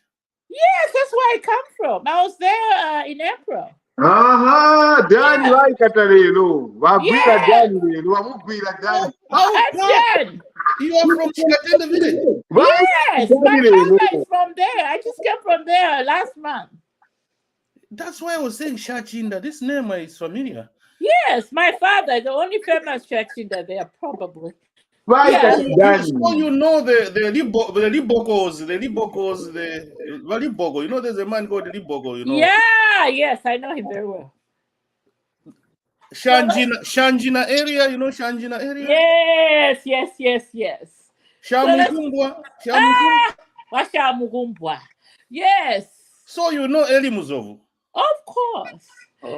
Ask her about me. Waikata Dani lero. Waikata Dani lero. My Wagwira Dani lero. father was teaching at Shikatende for a long time. Oh, Graham, some of my relatives went there, cousins. My father was a teacher at Shikatende Primary School for a long, long time. Well, yeah. Mr. Who? Yeah. Mr. Who? Mr. Liswaniso. Which years were those? In the 70 up to 70, in the 70s. Oh yeah, that's way back. Yeah, way that's back. way back. That's before Mr. Nzovu, this Nzovu, Colin's father's arrival. Okay. Oh. Anyway. Well, we'll continue to discuss the background. Yeah. But your final words, people, your final words for the day. So let's start with Mr. Himwami. We go to my final words are just in these few words. There is more that unites us than what divides us. And unity in diversity, one Zambia, one nation, one people. Wachanda. Your final words are resident. P.S. We love so much. No, thank you very much, colleagues, and Mamacha, thank you very much for connecting. We come from some, very far. I love the conversations that we are having. I hope people are listening to them, and they are digressing what we are saying objectively and seeing some points of interest and some points of difference. And I hope that this will be the way to go, and we'll keep on having these conversations. So I thank you very much, and God bless. That's why we love him. That's why we love our resident peers. This is certainly the way to go. My handsome Lozida. I like such discussions because we share ideas, and it's only through sharing of ideas that we can progress as a people. But going forward, I think we should also realize that there's time for everything. Time for I'm not a Bible scholar, but I'll give you that Ecclesiastes 1:8. Go ahead. Yes. Time for everything. So time for everything, and we should dedicate this. We should tell this to our politicians, such as Lungu, that there's time for everything. You rule. You contributed to the country. We appreciate it, and it's time for you now to rest. Thank you. Oh, all right. Right. And to the man who taught me every math subject I know on earth. He knows himself. So Fifty. here's the thing, Vatanda. Mukwa. You bring real issues. I really enjoy having a voice outside of UPND because I'm learning a lot. Thank you So very much. please continue bringing those issues and argue your case out. Thank you very much. Yeah. But at the same time, I would encourage our Zambian community to communicate, not as a way of fighting, just to communicate, share ideas so that we can grow our economy and develop our country. So I'm praying for a strong opposition party Okay. that is going to catch the UPND on issues that they are falling behind, and also the UPND catching the opposition on things that they might not understand fully because they're not in government. So I need that collaboration for the people of Zambia, because lies without checking each other, it affects the common person. And then when elections come, the people are voting without information. They are uninformed. After all, the purpose of education is to have an informed country so that they can make decisions. But we cannot make decisions when the people that are leading are just flooding us with lies that are not checked. So we need to make sure that it is in place. The strong opposition is very, very important. The checks and balances is what I'm looking for. After all, that's the democracy, the way we define it. Thank you so very much, Wakaram. Thanks. All right. And what can I say? I guess I bring everybody together and try to make some truth and let people speak. Hello. How about we go ahead and we link up next Sunday at the same time? In the meantime, again, my apologies. My co-host, Mrs. Lucia, couldn't be here, but hopefully we'll be here next weekend. Until next Sunday, people keep the faith. You guys, you can continue hoping.